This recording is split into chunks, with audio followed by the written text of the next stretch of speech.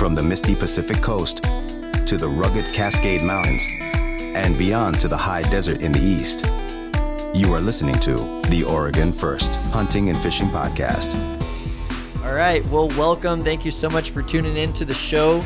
You're listening to the Oregon First Hunting and Fishing Podcast. We're here recording in Salem in my office with Tanner Whitley. As always, I want to remind you to follow us wherever you want. And one thing that really helps the show grow is reviews. So if you could leave a review on whatever you're listening to right now, then that'll just help the show. And you know what? I want you to be honest. 1 star kind of hurt my feelings, but you know what? If that's all that we've earned in your book, then that's all that we deserve. We need to be humbled, right? Yes. Yeah. And then finally, I want to invite you to join our club. That's an online hunting and fishing club. We do quarterly events. You can find it on Facebook at Salem First Hunting and Fishing Club.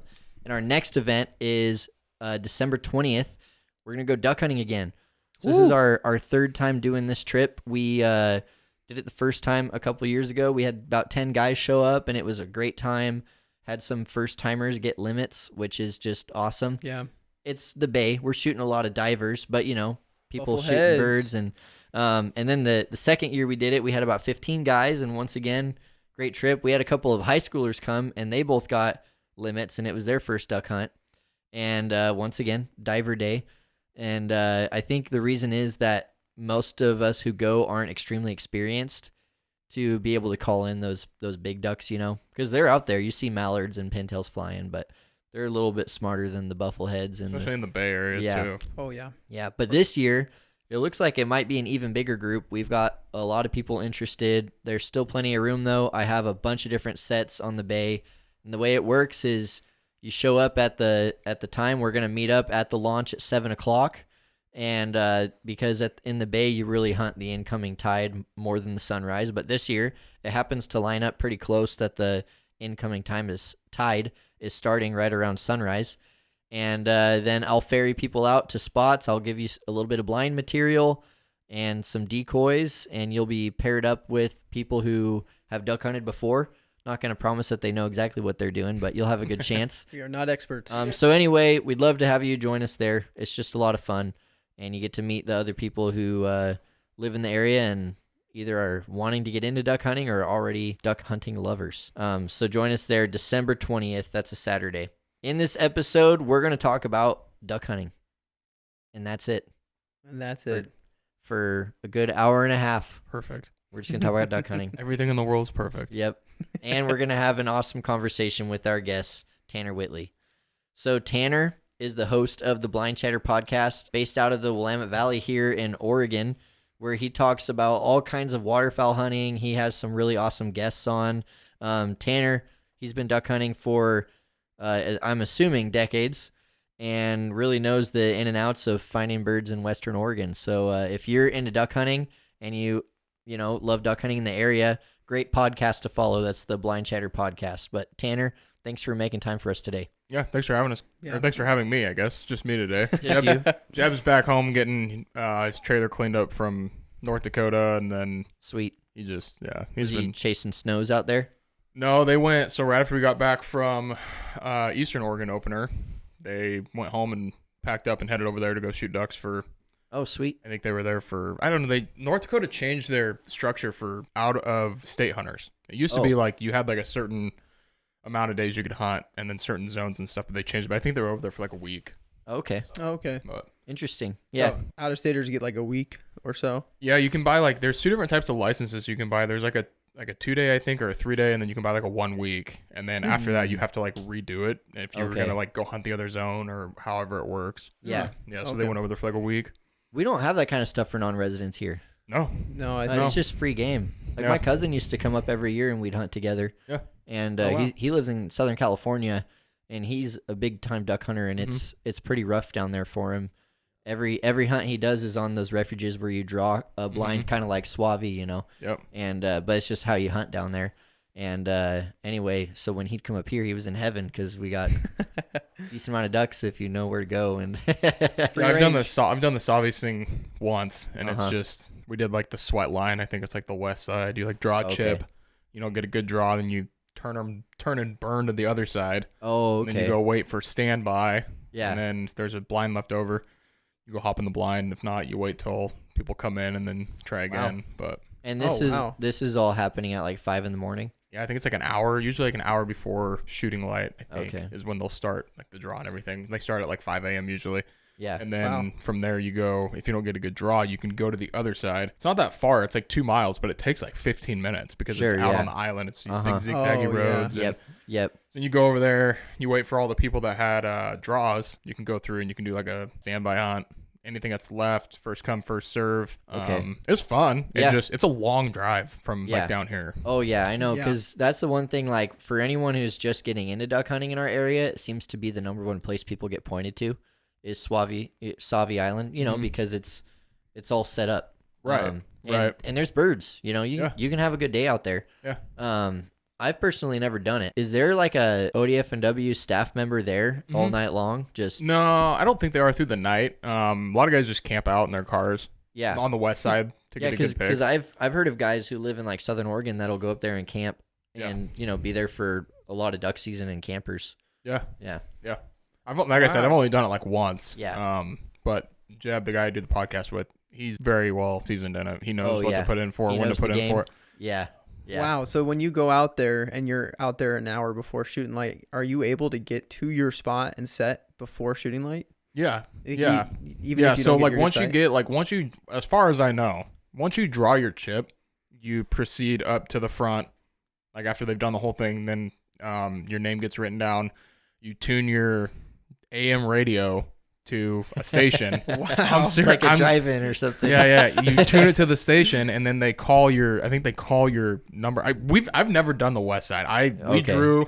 I think there's like 160 chips, and like we drew chip like one. I think it was like 115 and like 128. Oh, And like when I drew him out, the guy that had the bag was like, "You guys are gonna go the east side." He's like, you don't have a hope. Yeah. Yeah, I was good like, luck. I guess. So then I called a buddy that was working for ODFW, and I'm like, hey, what am I doing? Like, he's like, Yeah. just come over to the east side, wait for the standby, Yeah. see what happens. Hey, it's nice of him to answer his phone at Yeah. that. Yeah. Then we got up there, and That's true, yeah. I'm like standing there, and there's these like, they give you like a tag key kind of thing Huh. for the spot, Yeah. and I'm like, well, what am I supposed to do? Yeah. Well, he's like, how many decoys you got? And I go, I don't know, we got like 6 or 8 dozen in a blind, and he's like, turns around and, here you go hunt here. And I'm like, Huh. well, where's this at? And he go, here's a map. Turned around and walked away, and I'm like, Wow. okay, see what Right. happens. Yeah. So, Wow. Did you have a good day that day? we should have, yeah. Oh, okay. I ran out of shotgun shells. Yeah. I thought I put another box in my bag, Mm-hmm. but I only had a partial for my 20 gauge. Oh, yeah. And yeah, it was fun though. I mean, I think we killed 11 ducks. We killed like 7 mallards, a couple widgeon, and a pintail Okay. Oh, that's a good day. Yeah. Yeah. Yeah. No, For that's a- good. for a standby hunt. at Yeah, a- no kidding, dude. I mean, that's a better day Man. than I usually have anyway. Oh, yeah. So, that's yeah. great. Gage, hit us with the icebreakers. Let's do it. Okay. First question here: fishing or hunting? hunting, hand over Hunting. fist. Now, okay. We just have to put it's the first I know, icebreaker I know, for I know. every of guest. course, you of know? course, yes. And I would It assume. really throws me off when someone answers different than I'm expecting, though. Oh, I 'cause bet. it messes up the whole rest of the podcast. Oh, I know. Yeah, that throws me off. We were interviewing a fishing guy, and he was like, hunting. I'm like, whoa, Hold on a what second. the heck? Hit, Yeah. hit reverse. Okay, and then for hunting, I know you mentioned deer hunting, but I'm assuming duck hunting is your first love, is your only love. It's my first. I mean, I have a good time deer hunting. I really fell out of it. Like when I got into high school and stuff, like my junior year, I started duck hunting on my own. And I Yeah. had that like taste of like doing everything on your own, finding your own spots, getting your own permission, doing all that. And I just kind of like forgot about deer hunting. Yeah. And like this was the first I killed my buck this year. And that was the first buck I've killed since, I mean, it was probably a muley up in Hood River. Oh, really? Wow. Oh, okay. Like years and years, like back when I was in like high school. Yeah. So Man, yeah, it was weird. My first deer with a rifle, that's cool. first blacktail with a rifle at Yeah. 30. Yeah. So yeah, Wow. that was very. I don't know. I was like telling my buddies that, and they're like, "You haven't killed a blacktail with your rifle yet?" And I go, "Not till this year." Yeah. Wow. Huh. Wow. Yeah, but Well, congrats. That's Yeah, awesome. you did Thanks. it. You Yeah. made it happen. I did. Yeah, Yeah. I had to take care of it all on my own in the dark. Oh, that was Uh-huh. another nightmare. Oh, But- yeah. Been yeah. there. That's fun. being Those are in, nights you remember. being in the dark, walking into a spot is a little spooky, but it's not horrible. Being in the dark, walking out of a spot just truly sucks because there's no hope of the sun rising. Well, and there's like that. There's the anticipation of like getting into your spot, you know. I'm like, okay, And then it's like coming out. It's like, I hope nothing's coming after me. Like, you know, it's, every little noise, you're like, oh, look behind. I always tell everybody that's why I like duck hunting. I don't have to worry about stuff like that. Yeah, it's true. Yeah, for the most part. For the most part, there's always that one fluke. I just saw cougar today my way into the duck blind. Okay. Yeah. Yep. Okay, next question here.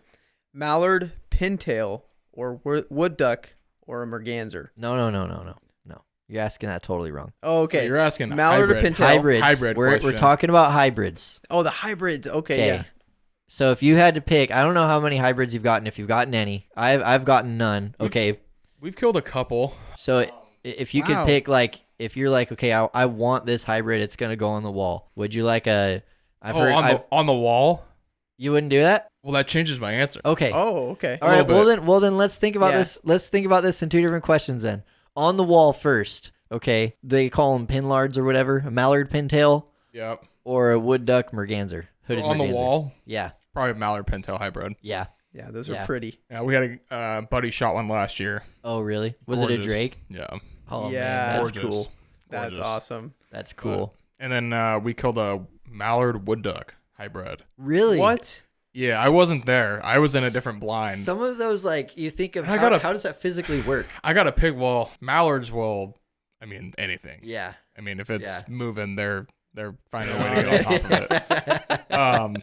But I got a picture of it, and I just kind of like looked at it, and I'm like, oh, haha. You know, you pulled the head off and put it on another duck. Yeah. And then he holds it up, and in a video, and I'm like, what? Oh my God. so you stitched it too? Like, you have all that time today? And then I'm like, God, you really did do that, huh? Like, that's a weird looking. It was so weird. I have a video of it. I'll show you guys after. Yeah, I'd this, like to see. It's so weird. It sounds like you're saying it had a head that didn't match the body. Yeah, so basically it had a mallard head on a wood duck body. It was the most interesting. Mallard, I would have thought it was the other way around because the wood ducks have such a unique head, you know? They got their little mohawk. Yeah, but I've seen a couple of them that like guys have shot like in other places, and they look this like you'd almost wonder like if you could see like a mallard with a wood duck head, how that would look. Yeah, but I've never seen one, so it's like I can't really like put it together. Just the luck of the draw with the genetics, I guess. Well, how else would you interpret that question then? For eating? I mean, for me, like just to see like a wood duck merganser would be pretty wild. I think that'd be pretty cool to see. Yeah. Just because you've got the dynamic of like the fish, the bill of like a fish eating duck. Yeah. The colors of a wood duck, or vice versa. Like, you know, you've got the wood duck that's, you know, got the bill on it, designed for busting hazelnuts open and stuff like that, on the body of a lawn dart, essentially. Yeah, exactly. You know, but. Yeah, I mean that'd be a cool one to see too, like a wood duck merganser. Yeah, but on the wall, on the wall would be a mallard pintail. They're gorgeous. Yeah. They're absolutely gorgeous. Yeah, quintessential. It's awesome. Yeah, well, I'll say it's your stereotypical. Like you think of like, you know, that like a hybrid. You think of a mallard pintail hybrid most of the time. Okay, keep it moving. Semi or pump? Semi. Yeah. Yeah. Just so much easier. Easier. Yeah. I've shot my fair share of pumps, and I just semis are nice. There's a little bit more of a, you know, jam issue, cycle issue, stuff like that. But anymore, these guns, you take care of them, put a little oil in them, they go a long ways. Yeah, absolutely. Yeah, definitely a semi for me. Yeah, we're both pump guys. Yeah, just I mean, honestly, that might be more of a budget thing than anything. That too, That's kind of what I'm thinking. Yeah, but I do love how I've been shooting a pump for so long that it feels like a semi. It feels like I don't even think about pumping. Pumping happens as like a. It's like blinking. Is it like a subconscious? What do you shoot like a 870 or a Nova? Yeah, Nova. Yeah. So my Nova, literally, I mean, you could hold it up and you hit the release button and the slide drops halfway. I mean, and if you pull the trigger and you just it's so natural. It just happens. Yeah. It's like just a fluid part of the shot, you know. Yeah. But I mean, it would be awesome to have a semi because, you know. Rotate them through the. Yeah, that'd be nice. Okay, next question. Favorite general shot size? That's gonna depend on kind of what I'm chasing. I mean, if I'm, you know, if I know, like, that's why we said general. Yeah, if I'm hunting like my pothole, like my little lease property, I'll shoot like a 3-shot, 4-shot. Okay. Probably a 3-shot, just because a little bit bigger, carries a little bit more energy behind it, and if geese do come by at a, you know, 35, 40 yards, I can throw a couple up at them and have a good opportunity at knocking one down. But anymore, I mean, I'm shooting stack loads. I'm shooting a 2.4 duplex load. Yeah. Okay. Like the heavy steel. Yeah. That's exactly what I'm shooting. Heavy steel, heavy steel 2.4 and heavy steel 3.5. Oh, 3.5. I haven't seen that one. 3.5 didn't pattern super awesome, but I have a new choke Okay. now, so I got to redo it. But that 3.5 combination, I've shot it in a heavy hammer or heavy 12. Oh yeah. Like an actual true blend of steel and tungsten and stuff, and it's interesting. gnarly. Yeah. Like Wow. like the heavy shot like trademarked blend, or is it something? No, it's a different. Okay. So heavy shot has like the heavy steel. They have heavy hammer, heavy 12, Yeah. and then whatever heavy bismuth or whatever. Yeah. The heavy 12 is just a blend of tungsten, I think, and steel. Okay. And then the like trademark heavy metal, I think, is what you're thinking of. Okay. Heavy metal is, I think, straight tungsten. Oh, okay. I didn't okay. realize that. I thought it was a blend too. Okay. Good to know. I think. I mean, I believe you. You know more than me, but I mean, you talk to those guys on your podcast. So, like I mentioned, my cousin in California, which he's going to listen to this and he's going to be tickled that we're talking about his duck hunting. But anyway, he told me that he has been doing super light loads for teal lately, and I hope I'm quoting him right, but I feel like as light as 7. Like, Is he shooting a super steel light. or a tungsten? Steel. Steel. Yeah. Yeah, I mean, Unless he's shooting tungsten, I don't know. But I was a just lot of surprised. guys have switched to shooting. I think Boss does it. They do like a 6 or a 7 in bismuth. Okay. It packs a serious punch. Yeah. Like Yeah. it's a gnarly. Like the bismuth is the way. I mean, if you've got the money for it and everything, Yeah. bismuth's the way to go. Well, because I'm isn't sure. it like almost as dense as lead? Yeah. Yeah. And so, So that it but carries a little but bit more it's energy. non-toxic, so you're allowed to use it. And And it That'd be nice. carries that energy with it. And Jeb shoots some bismuth 5 sometimes, and I mean, just you can tell like when we pull up, guys start shooting, you can see the ones that are getting hit with bismuth. I swear. Oh, really? I mean, Really? it's well, I've had steel bounce off of because birds, you got to think know? he's taking yeah.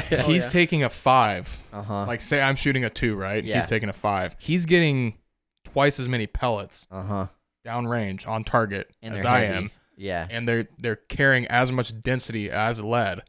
When they're hitting that bird, instead of me hitting it with, say, 6 pellets, he's hitting it with 14, 16. I mean, Yeah. and it's noticeably different. Yeah.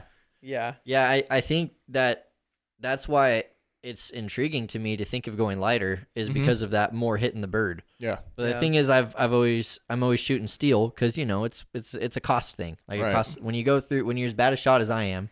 You gotta think about what you're shooting, and I might not pull the trigger as much if I had more expensive loads. So that's Right. one way to think of it. But on the other hand, Gage, you've been shooting the stacked 2s4s this season. Yeah, I You been also liking them? Yeah, so today when we were out this morning with my cousin-in-law, yeah, Never go with that made up term. I made up It's term. a real thing. cousin-in-law. It's a real thing. I promise. I can't A remember little more what, than a friend. yeah, Obligatory exactly. friend. How's that? I can't remember what loads he was using, but we shot at this mallard, and he shot it twice, and you could tell he hit it. I could see it. It was light enough for me to see it bounce off the feathers, and I had the 2.4s, and I hit it on that last shot, and it eventually put it down. So maybe we can attribute it to the 2.4s. I don't know, but I've also used this S3 steel that I got at Mid-Valley Clays at the clay place up here Yep. close to us, and that worked well. That's Apex ammunition. Oh, okay. Apex, I think, has the S3. Yeah. And it's a different it's not I don't think it's a true steel. It may not. Oh, It may be a blend or something. I don't like know. some- But I know what you're talking about. Yeah, blue brand. Yeah, Yep. great stuff. It's Yeah. ran through, but I got an 870, and that thing eats anything. So Anything you put in it. Yep. yeah, Can't beat it. It chews it up. Okay, last question. I think you kind of already hinted at it, but 12 gauge or 20 gauge? So I grew up shooting a 12 gauge straight from the get go. Yeah. I didn't even start with the 20 gauge. Dad gave me a 12 gauge. Said, "Here you go. Make it into a Yep. man. Yeah, you're Yeah. gonna figure it out or whatever." Yeah. Yeah. And then a few years ago, long story short, my truck got stolen. Had my Oh man. shotgun in it, rifles in it, all my duck hunting stuff was in it. Wow. Man. And I was like, we ended up finding it, but the guns were gone and everything. So Jeez. I was wanting to go hunting the next weekend on Saturday, and all I had was my wife's like Weatherby Element 20 gauge, and I was like, Let's do I it. guess I'll go to Weimar and buy a couple boxes of 20 gauge, and Yeah. Yeah. so I started shooting it. I was like, this gun actually shoots pretty good. Like, I'm really enjoying it. And then next thing you know, I'm selling my brand new Super Black Eagle 3. Wow. Like, and this is my gun now. You obtained the Weatherby. The bad thing is she went hunting with me the other day. Oh, I didn't have another shotgun. I did. I had a gun I'd won at a Delta waterfowl banquet. Okay. It was like a G-Force. I'd never patterned it. I hadn't even done anything with it. Yeah, I just kept it on hand. So we went out and I had a group of ducks come in and she's like, I'm not gonna shoot. And I'm like, all right, well, I'm gonna shoot. Yeah. And I had a greenhead at like 30 yards back winging. I was like, easy peasy. Boom. Nothing. Boom. My wad's like 2 feet to the low to the right. And I'm like, oh yeah. So I shoot again. I'm leading it now like 2 feet. Wad's still behind it. And I'm like, weird. Oh, whoa. What's going on? So I stand up. I go, plug your ears. And I aim across my pond. It's like 60 yards to the water line. And I held like right on the water line. And my BB's hit like 20 yards shy. Wow. And I was like, okay, well, that's probably explains. Is that a 20 gauge or? That was a 12 gauge. It's a 12. Oh. Man. Wow. So my thing is, I think it needed to be like shimmed. So take it apart, you can kind of shim it up. Yeah. And I really just needed to be like patterned and stuff. Yeah. But then I had a mallard come in at like 10 feet, 15 feet, and I covered it up. I couldn't see it. Yeah. And I pulled the trigger and I pillowcased it. And I was like, this is a 10-yard shot. And I'm like, okay, well, 10 yards, I covered it up. So at 40 yards, I mean. Yeah. Oh, my goodness. Yeah, you're really. Yep. Wow. Yeah. So. Now you got me thinking. I've never even thought of patterning my shotgun. Yeah. So we had the Not guys. even for turkeys? Well, for turkeys, yeah. I feel like that's maybe a little bit different. But. Okay, so let me ask you a contrary. Expose me, please. Yeah. Well, so why is it more important to pattern for a turkey than it is for ducks and geese? My thought process behind that is because he values the life of a turkey higher. They gobble to me. They gobble. Yeah. It's because I'm aiming at their head at greater distances potentially, and there's less room for error potentially. Okay. Yeah, I don't know. I'm not trying to call you out. Yeah, I'm not. Please do. I'm just curious because I've had multiple people that say that. They go, "Oh yeah, I pattern my gun for my turkeys," and I go, "Okay, well, how many turkeys do you kill a year?" And they go, One, two. Yeah. I go, "Okay, well, how many ducks do you kill a year?" I don't know. 37. 25, 30. I go, "Okay, why didn't you pattern for ducks?" I don't understand what you're asking. And I go, "Well, you patterned it for a turkey. So why don't you pattern it for the ducks? You're going to chase ducks from November through the end of January. Yeah. Don't you want to know like how you're shooting? Don't you want to make sure that like when you pull up on a duck, you're going to hit it?" And they're like, "Well, yeah, but I got like 3 shots at it." I go, "Well, I know, but okay. Yeah, you could only do one. Right. And shoot the bismuth. Yeah. We had the guys on from Pattern Pros. His name's Ryan Burnett. Yeah. They offer a really cool thing. They offer, long story short, you can buy a box of ammo from them. They give you 24 rounds, 8 different brands, 3 rounds a piece. Wow. And it's like $55 shipped to your door. Allows you the opportunity to have multiple brands, multiple distances in one box instead of saying to go buy a box of Remington, Kent, Winchester, heavy steel. I mean, right there, you're talking almost $100 just in 4 boxes. Yeah. But that's a great idea is like to go out and I've seriously pushed patterning so hard the last 2 years because I realized how important it is. Wow. Because before, I mean, I was like, whatever, like, I go shoot skeet and I'm hitting a clay pigeon. But then I'm also shooting skeet. I'm shooting 2 3/4 sevens. Exactly. And it's totally and different. They're lead. And they're lead. So, okay. But yeah, I mean, that's the patterning and stuff like that's a great idea. Yeah. We're getting off topic a little bit, but it's all in the realm of duck hunting. Yeah. So, but yeah, I agree. Because I've pretty strict creature of habit when it comes to like I bought my Benelli a long time ago, and I just have no plans to ever upgrade until I have to someday. Right. And it's a Benelli, so it'll probably be a long time before I have to. And same with like I'm pretty consistent on what I shoot. Yeah. And I've landed on heavy steel, and for years I shot 3s heavy steel, and that was like what I shot. This year though, I'm really interested in trying out those 2 and 4 loads heavy steel once again. But yeah, I've never had a day where I went out and tried to pattern my number 3 heavy steel shot. I've always just shot, and it's a really good point you're bringing up. Especially, you'd be surprised how much how much difference there is in them. It's crazy. Like even just swapping chokes out and stuff, it changes a lot. It's wild. I mean, you wouldn't expect it. I mean, you'd be, you expect a little bit of change. Yeah. But Yeah, I mean, I shot 2.4 stack, 3.5 stack, Kent 3s, Yeah. a couple other brands, and the best one I had was the 2.4 and then the Kent 3s. But when I did it at like 30 yards. I shot at 40 yards at the Kent 3s, and it was not good. Okay. Okay. Well, it was. I don't know what it was. Interesting, yeah, because every load is gonna have different, everything. Everything's gonna be Strengths different and between each weaknesses. load. So yeah, and then being consistent about like your velocities too. Yeah. Your load charge and velocity, not really your load charges, but more your velocities, because that's directly affecting your lead. Yeah.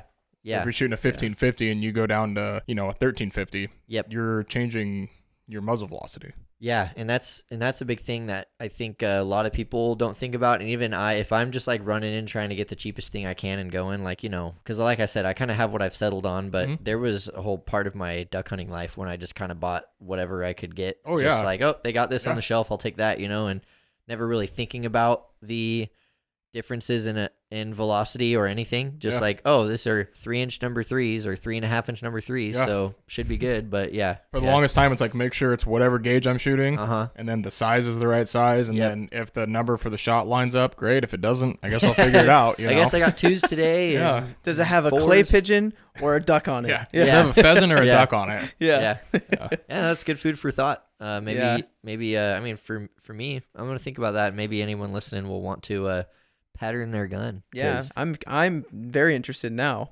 Yeah, Sighting in your rifle, sighting in your shotgun. That's it. That's a comparison that like Ryan, the owner of Pattern Pros, made. He's like, well, you go sight in your deer rifle, don't you? Yeah. And you go, well, yeah. I go, okay, well, why don't you sight in your shotgun? You don't sight in a shotgun. Yeah. Yeah. He goes, I know, but he goes, why don't you go try? Like, why don't you go make sure like see where it whatever you're hits. shooting is good? Yeah. I was like, that's a really good point. Yeah, and you don't need 100 yards, right? No. Yeah, because that's the thing too. Is I'm trying to think of like the average distance I shoot a duck is like, I don't know. It's probably more like within 20 yards. Yeah. The ones I actually hit. Right. And it's like maybe I could Yeah. practice those longer distances, even at something that's not moving, just to understand the trajectory better. But Yeah. yeah. Well, let's get into the news. Our news topic today that we're going to talk about is on the top of all of our minds right now, and that is the duck migration. So if you go to ducksunlimited.org, I believe, or .com, whatever it is, probably both of those would work. They have a map where users can report what they have noticed for the migration. Now, I don't know how these get vetted. They don't. Or because there wasn't very many of them. Yeah. And They don't vet them at all. I did one, Oh, I don't you know how did? many years ago. I did Yeah. one, and I just totally went out of left field with it. and it posted? Yeah, it just stayed Okay. there. Yeah. All right. Sheesh. Well, I looked at a few of them that were consistent with each other, and there, like I said, there's only like a few of them in our area, and so it's good to know that they're not vetted. I mean, for the most part, though, like, you got to think, like, guys aren't throwing, like, super unrealistic stuff out there. If you read Unless it and they you look are. at it and you're like, there's no ducks anywhere. really? The Like, ducks are you guys extinct. killed 79 ducks in a day? Yeah. Like, okay. And that means that there was at least, 10 or no, more than 10, 12 of you. 12 dudes, yeah. Either that or you might get ODF and W knocking at the door. So this is, and here's the thing too. I made these notes on the 26th. We're recording this on the 29th, and already I've noticed a difference since then. And so looking at what's on the Ducks Unlimited little migration map there, Seattle says peak numbers. Astoria says increasing numbers and migrators. Portland, a little bit south of Astoria and west, or east, says low numbers, but the migration is starting. And Veneta says low numbers, but the migration is starting. And I feel like, I've been hunting in the Salem area, and I think that I would put us right there as of the 26th, low numbers, migration starting. The birds that I've killed so far this season were all resident birds. But then just this week, as I've been sitting in my tree stand by the river, I have began to see the migrators coming in. And even just, like I said, was it last night or the night before? I just saw the nice big groups of migrators that were not here last week. So I do believe that the migration is kicking off, and that by the time anyone listens to this episode, they should have already been duck hunting, because I think the birds are here. What have you noticed, Tanner, as you've been hunting? I mean, it's been pretty stale. You can Yeah. tell, like all the Mhm. mallards and stuff around. You can tell that they've been pushed around a little bit. Last weekend I noticed 4 or 5 pretty good groups, mallards and pintails that were way up high. I Yeah. broke a group down, and I could tell that they were new birds because I wasn't doing anything out of the like ordinary. I was pulling my flippy and pulling my jerk cord, and Yeah. I was squatting down in my blind to get on the ground because I was going to try to work them. And when I looked back up, there was like 3 ducks that were, I mean, just wingtip to wingtip. Oh, and I yeah. was like, Whoa. oh man, this might work. And Yeah. then about 15 seconds later, they had dropped 150 Did they feet. even circle? Yeah, they circled a few times. Yeah. I lost some of the group because it was a big group. It was like 35 ducks. And And that's what I'm seeing. well, these yeah, when big I'm hunting by groups. myself, I don't like shooting into big groups like that. Oh, really? Just Just to scatter them and lose them. yeah, Yeah. because it almost just wisens them all of them up. Yeah. So if I can get them to like split up into a small group, which luckily they did. Uh-huh. I had a 4-pack come in. I got 3 out of the 4. Mhm. But if I have a couple guys with me, we'll shoot into a group like that. But by myself, I'm not. Yeah. I don't want to blow Oh, them all okay. up. Yeah. But yeah, I Yeah. mean, and you could tell too that they were like new birds because it was just they saw a little bit of motion, they saw that flash, and they were Yeah. like, "Oh, I wonder what's going on." You Uh-huh. go back to like our normal birds right now, Oh, yeah, and dude. it's like Yeah. a couple pulls, and then you stop and you kind of read them, Uh-huh. and you like pull the jerk rig a little bit, Yeah. and then they flare a little bit, and you're like, "Okay, Uh-huh. I guess I'll just like whistle at them a little bit." But they're so weary. And Super weary. And like a lot of the birds that are sticking around, they'll circle a bunch of times. Yeah, just And never commit. they're just but I feel like they're studying. They're like looking for anything out of place. Yeah, that and the weather's been really stale too. Weather plays a big Oh, role in yeah. that too. Oh, okay. Mm. If there's So- like a wind, like if there's like a significant wind, like a 6 to 10 mile an hour wind, Mhm. they'll, those wary birds will kind of find a reason to sit down. Oh, I see. Oh, okay. Okay. If there's no weather or anything, they can just kind of just do whatever they want. They can Yeah, fly over they're- your pond. They don't feel They're not pressure to getting do worn anything. out. Yeah. Yeah. Mm. Okay. Well, that makes sense. Yeah, that's something I never really even thought about. It's funny you bring up the migrators kind of being easier to call a lot of the times, or even decoy, I guess really is what I mean by that. Because like I've noticed that too, and it's always seemed counterproductive to me because I always think of the resident birds as like stupid park birds, Right? And then I always think of the migrators as like, oh, they've been flying all over, they've been getting They've shot seen all the way everything. down. Yeah. But it is the opposite. It's like mean- these, but sometimes you roll up on the park birds and they sit there, yeah. It's like, give me bread. Yeah, but Yeah. then other times, most of the time, it's those resident birds that are super. They just get, Yeah. to me, they just get worn out on the same, Uh-huh. it's the same thing, different day, especially like hunting down by the refuges. There's all these different duck Yeah. clubs. They've all got the flippies. They've all got everything. And it's like, they see the Uh-huh. same thing over and over and over again. Yeah, And like 9 times out of 10, these places, they don't change where they're putting their like flippy at. Mm. Like they just put the pole out and they leave it there. like all season long. Just yeah, They don't yeah. move it. Huh. Well, I mean, they probably don't move their blinds either, right? They probably just have their blinds sitting there, and yeah, Like my blind's stationary, but like I'll move my flippy.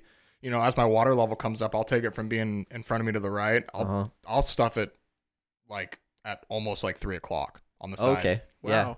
Just to change But it you're up. just trying to get the movement, right? I'm just changing up what they're seeing. Okay, Yeah. yeah. Because like who knows how many times these birds have flown over and seen my decoy Oh, you're talking spread. about at your property. Ah, oh, okay. I see. Yeah. Okay. Okay. Yeah. Yeah, yeah. Yeah. that Just makes change it sense. up a little bit. I mean, Uh-huh. try something. Yeah. Yeah, especially Yeah. if you're hunting, if you have your stuff set up, Oh, so you leave your decoy set up sometimes? No. Oh, no. No, I pull okay. most of them. The only ones I leave out, I'll leave like some goose decoys out, and then Uh-huh. I might leave my jerk rig out. Mm-hmm. Just because it's a pain in the butt. Depends on to- how cold it yeah. is and how much it's raining. If I Uh-huh. really want to get wet, or if I'm Yeah. just like, I could probably deal with it next time. Yeah. It's definitely starting to pick up though. We're Yeah. definitely starting to see kind of that, Mhm. a few more birds. We just need a little bit of weather. Once we Yeah. get a little bit of weather, it's gonna be on like Donkey Kong. So I changed my work schedule this week to where I've been sitting in my tree stand from dark to about 9:30, 10 a.m. every morning. And like I said, I'm close to the river. And it's a war zone at first light. Like there's people are shooting at first light more than they were at the beginning of the week, which of course it was Thanksgiving and so people are like have work off or whatever. But Right. and then from like 7:45, nothing. Not a single shot. It's like a war zone. I'll hear 100 shots in that first 30 minutes to maybe an hour of shooting light and then just dead. Yeah. And that's something that Gage and I face a lot as public land hunters is like we always are hoping that the private land hunters are hunting the same time as us. Mm-hmm. To move them back and forth, because it's like as soon as we get our morning shoot, they go land on the farmer's pond, and then they're there all day. And the funny thing is, the flip side of that coin is those private land guys are hoping the same thing. Yeah, because if not, the birds are just gonna go cake up on the river. Yep. Yeah. We've hunted a couple spots where like we get out there and we're like, I sure hope somebody's hunting the gravel bar today, because if not, we're gonna be hosed. Yeah. And you hear it, and then you start hearing a few gunshots. You're like, okay, there's birds. Okay, Yeah, we might be all right. Everything's gonna be okay. Yeah. Yeah, I know that, and that's such a real thing. Like, I think duck hunting is one of the only like hunting pursuits that you hope there's a bunch of other people hunting the same time as you. You know, to keep them moving around. Right. Yeah, because otherwise it can be a 30-minute hunt, and then you might as well go home because there's been so many days where like I've hunted in the mornings like on fire, and then it's like 8 o'clock and it starts dying off, and I'm like, I'll give it till like 8:30. Like I played the game of like, where's the 8:30 flight? Where's the 9 o'clock flight? Where's the 9? And then like I don't like leaving on odd numbers, so it's like, it's 10:15. We'll give it till 10:30. If I don't see a duck by 10:30, we'll get out of here. And I play that dumb game with myself, and then the next thing you know, my wife's calling me like, hey, where are you at? And I'm like, oh, it's 2 o'clock. I'll be home. I'll get ready to pack up. Like, it's 11:30 now. Yeah. I told you I'd be home at noon. So. Yeah, or like in that same vein, you say, "Oh, I'll give it 15 more minutes till 10:30," and then as soon as you go to pick up your decoys, a group flies over. Yeah, I've started to just not even time. care. Oh, I'm to the point now where it's like if they don't fly over, then it's a really good reason to leave. Yeah, because it's as soon as you go to the decoys, man. 100%. It's the curse every single time. Every time. We even get pea ducks. Guys get out of the blind to pee. Oh yeah. I was that guy a couple times last year where it was just like every time I left the blind, like clockwork, I'd get out of the blind, pop, start rolling down. They're like, birds. Yeah. I'm like, seriously, guys? Like, I'm out in the open. He's like, just don't move. Boom, boom, boom, boom, boom, boom. And I'm like, great. I'm glad I can make it work for you guys. Somebody else next. Pea duck. Yep. No, that's rings very true for fishing as well. Yeah. The pea Pea bite. bite. Yeah. Phone bite. Just a couple more things that, according to the Ducks Unlimited website, they did a little bit of a habitat condition report right before season started, and they said that habitat conditions in the Pacific Northwest looked pretty good before season, but they actually specifically named Oregon as the best habitat in the PNW before season started, and the Columbia Basin being really the heavy hitter for that. So, that's encouraging because we live in the right spot, I guess. Wish we would have got more rain throughout the season. Yeah, because it's pretty low right now. And then as far as duck numbers, counts have been doing pretty good across the board for our flyway, the Pacific Flyway. This is very specific, but they said there was a pretty small decline of mallards in Alaska when they did the count, which, was where our migrators are coming from, but that the counts have been higher in Oregon. So, once again, that's encouraging. I think I kind of see that because this year we've already gotten a number of greenheads, and last year I was fighting for greenheads and having a hard time with it, So just big difference there between years. Man, that's just anecdotal personal experience. It doesn't really mean anything. Maybe I'm just, the luck of the draw, but the greenheads have been dying this year compared to last year was not the same story for my Willie runs. I mean, last year I can probably count on one hand the amount of times we saw greenheads swimming around and flying over us. They would never come down. Oh, that's the stories where they circle you 5 times and they're just studying every little detail of like what is down there, I'm looking at them with my big white face. Yeah.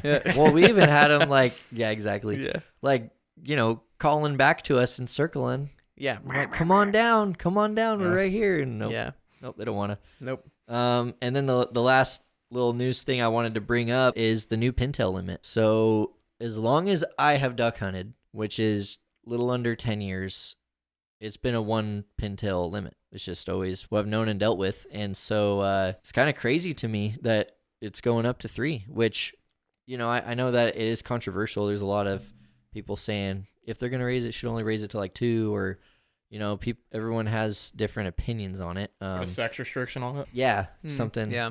That's been my big ick with it. You think it should be Drake's? Yeah. I mean, my unprofessional, unbiological opinion, yeah. Yeah. I think quite frankly, I think it's dumb. Oh, really? To have it as 3 hens. Because, you're putting a dent in something that we Well, supposedly just potentially. grew back. Yeah. Yeah. Potentially you are. Uh-huh. But the other problem too is it's like the Pacific Flyway holds 3/4 of the population of pintails. Which, Gage, weren't you learning recently from some source that our Pacific Flyway pintails, they only go down the Pacific Flyway, Yeah. while as mallards will sometimes pick a different flyway Yeah. year by year? So from my understanding, the pintails have 2 migratory paths, and the Pacific Flyway is one of them, and the other one is more centralized. Central Flyway. Yeah, and then the mallards, they switch up and up across the different flyways depending on the year, the weather and conditions. Yeah. And that's why the pintail limit is so restrictive for us. That's my understanding. I could be wrong though. Yeah, I Yeah. mean for the most part, yeah. I mean the pintails, they'll fly the Pacific Flyway and then they'll fly Central Flyway, and I mean they'll spurt off, a little bit here and there. Like Yeah. there's a couple times where like guy killed a banded pintail from Louisiana Oh, out yeah. here in Oregon. wow. Which, I mean, makes sense. There's a ton of them Sure. in Louisiana, and they all, depending on where they go winter, I mean, all it takes is getting stuck in the wrong group. Yeah. Guy killed a Yeah. banded mallard on the coast in Tillamook from Nevada. Oh, wow. Oh, Man. Like, that's cool. Yeah. doesn't make a lot of sense. Yeah.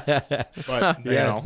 it just got with a different group, and Mhm. that's where it came up. That's why Yeah. bands are so cool. I mean, Yeah. you could shoot a band and, it could be from Savi's, or you could shoot a band and it could be from, Alberta, it could be Yeah. from Alaska, it could be from Idaho. I mean, It could And be that'd be from cool. 10 miles away. It could be from 1,000 miles away. I killed one from a golf course in Washington down Oh, here really? in Wow. Oregon. Yeah, I So killed they, one from like the they said, Panhandle. we captured this in a golf course. Yeah, pretty and- much. The certificate just said that it was the capture was at this certain golf course. Wow. Wow. They just captured it and banded That's it cool. and let it go, and Yeah. killed them from the Wow. Panhandle of Idaho, Fairbanks, Alberta. Man, Yeah, that's I mean, cool. Wow. Did they're they just- ever recapture them and then just kind of make a note like this bird was recaptured and Yeah. yeah. Yeah, especially like if they get like old ones too. Like the bands will be so worn because they're aluminum. Oh yeah, Yeah. yep. If they can't read them or anything, then they'll just note that it was a recap. Yeah. And they'll slap a new band on it. And then like your gadwalls and stuff, like at Summer Lake and down at Klamath, they're putting like a red stain band on Oh. that kind of notes that it was a recapture. Okay. Allegedly, I think. Sure. I have Yeah. no like Until you get one. right. Yeah. I've heard that. Like I've seen like I've got a buddy that's killed a couple of them, but like he's Oh, not yeah. a biologist. He just Yeah. started shooting them a couple years ago. He's like, yeah, there's like red bands out here, and then he asked somebody, and they're like, oh yeah, it's because it's a recap. Mm-hmm. So Well, red's the man. I haven't taken the goose test for a while. husky. I was gonna say red's the goose you don't want to shoot. Pretty much the only collars we have left around too. Oh really? Yeah.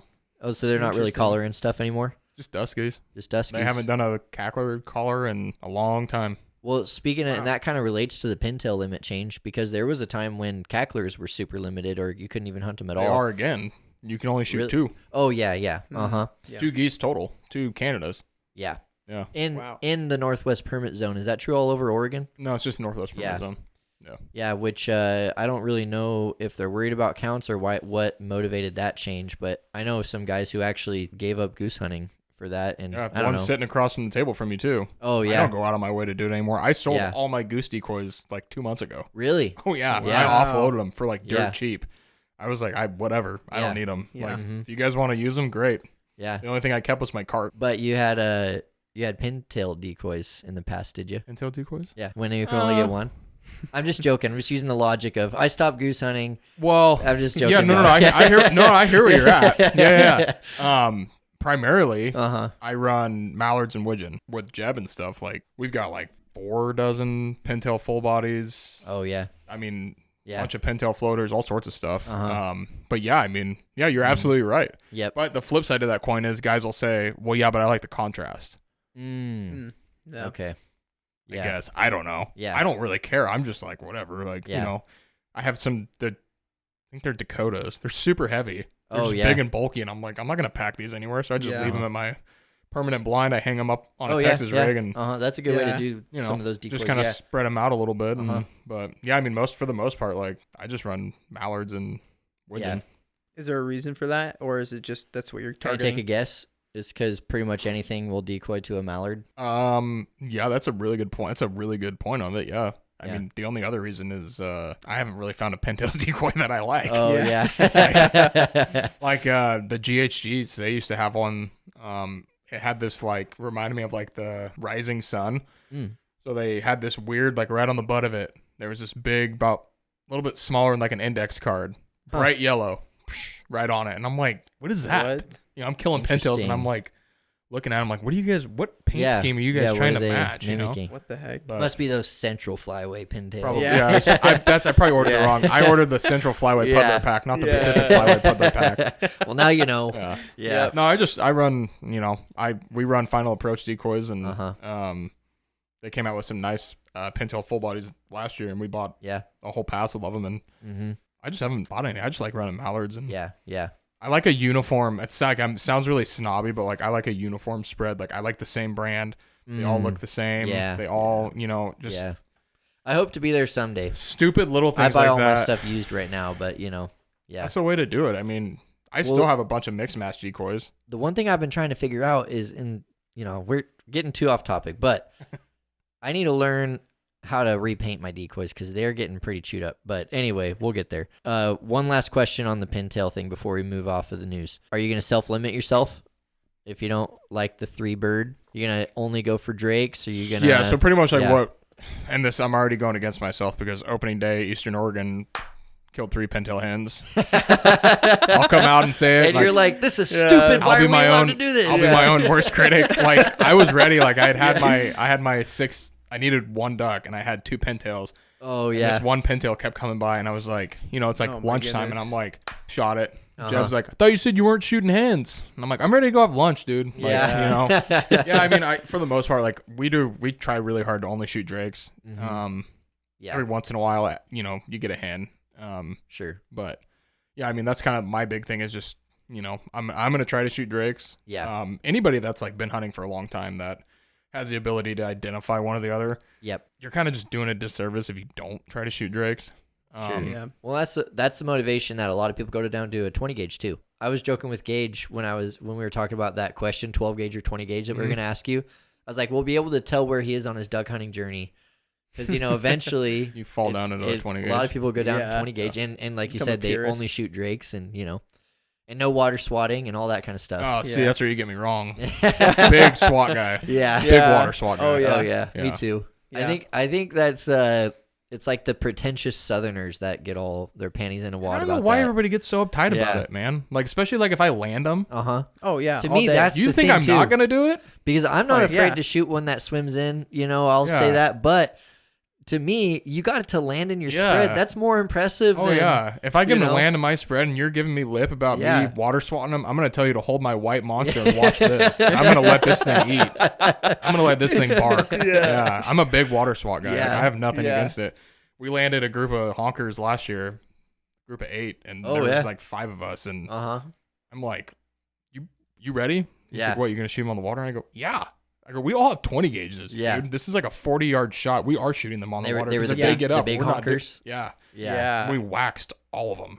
Oh, Really? nice. And I was like, you're welcome. Yeah. Aren't you glad Yeah. you did that? Uh huh. Well, Yeah. plus they have a little harder time getting off the water than like Yeah. a little bird. You know, like a like even think of a teal or something just Oh, yeah, they just pop teleports right off up. the water. But they need a runway Yeah. to get up. It's and like so- watching a big, helicopter get ready to take off. They kind of get up Yeah. slow and then they tilt and they, go Yeah. off. Yeah, Well, it's that's why just- they call it yeah. the spruce goose, right?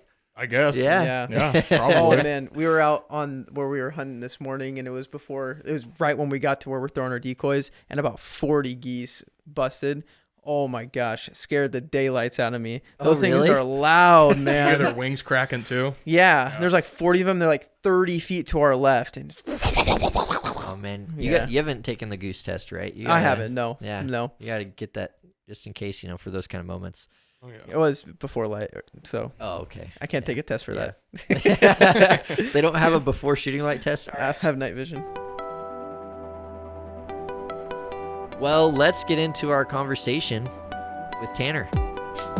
Let's do it.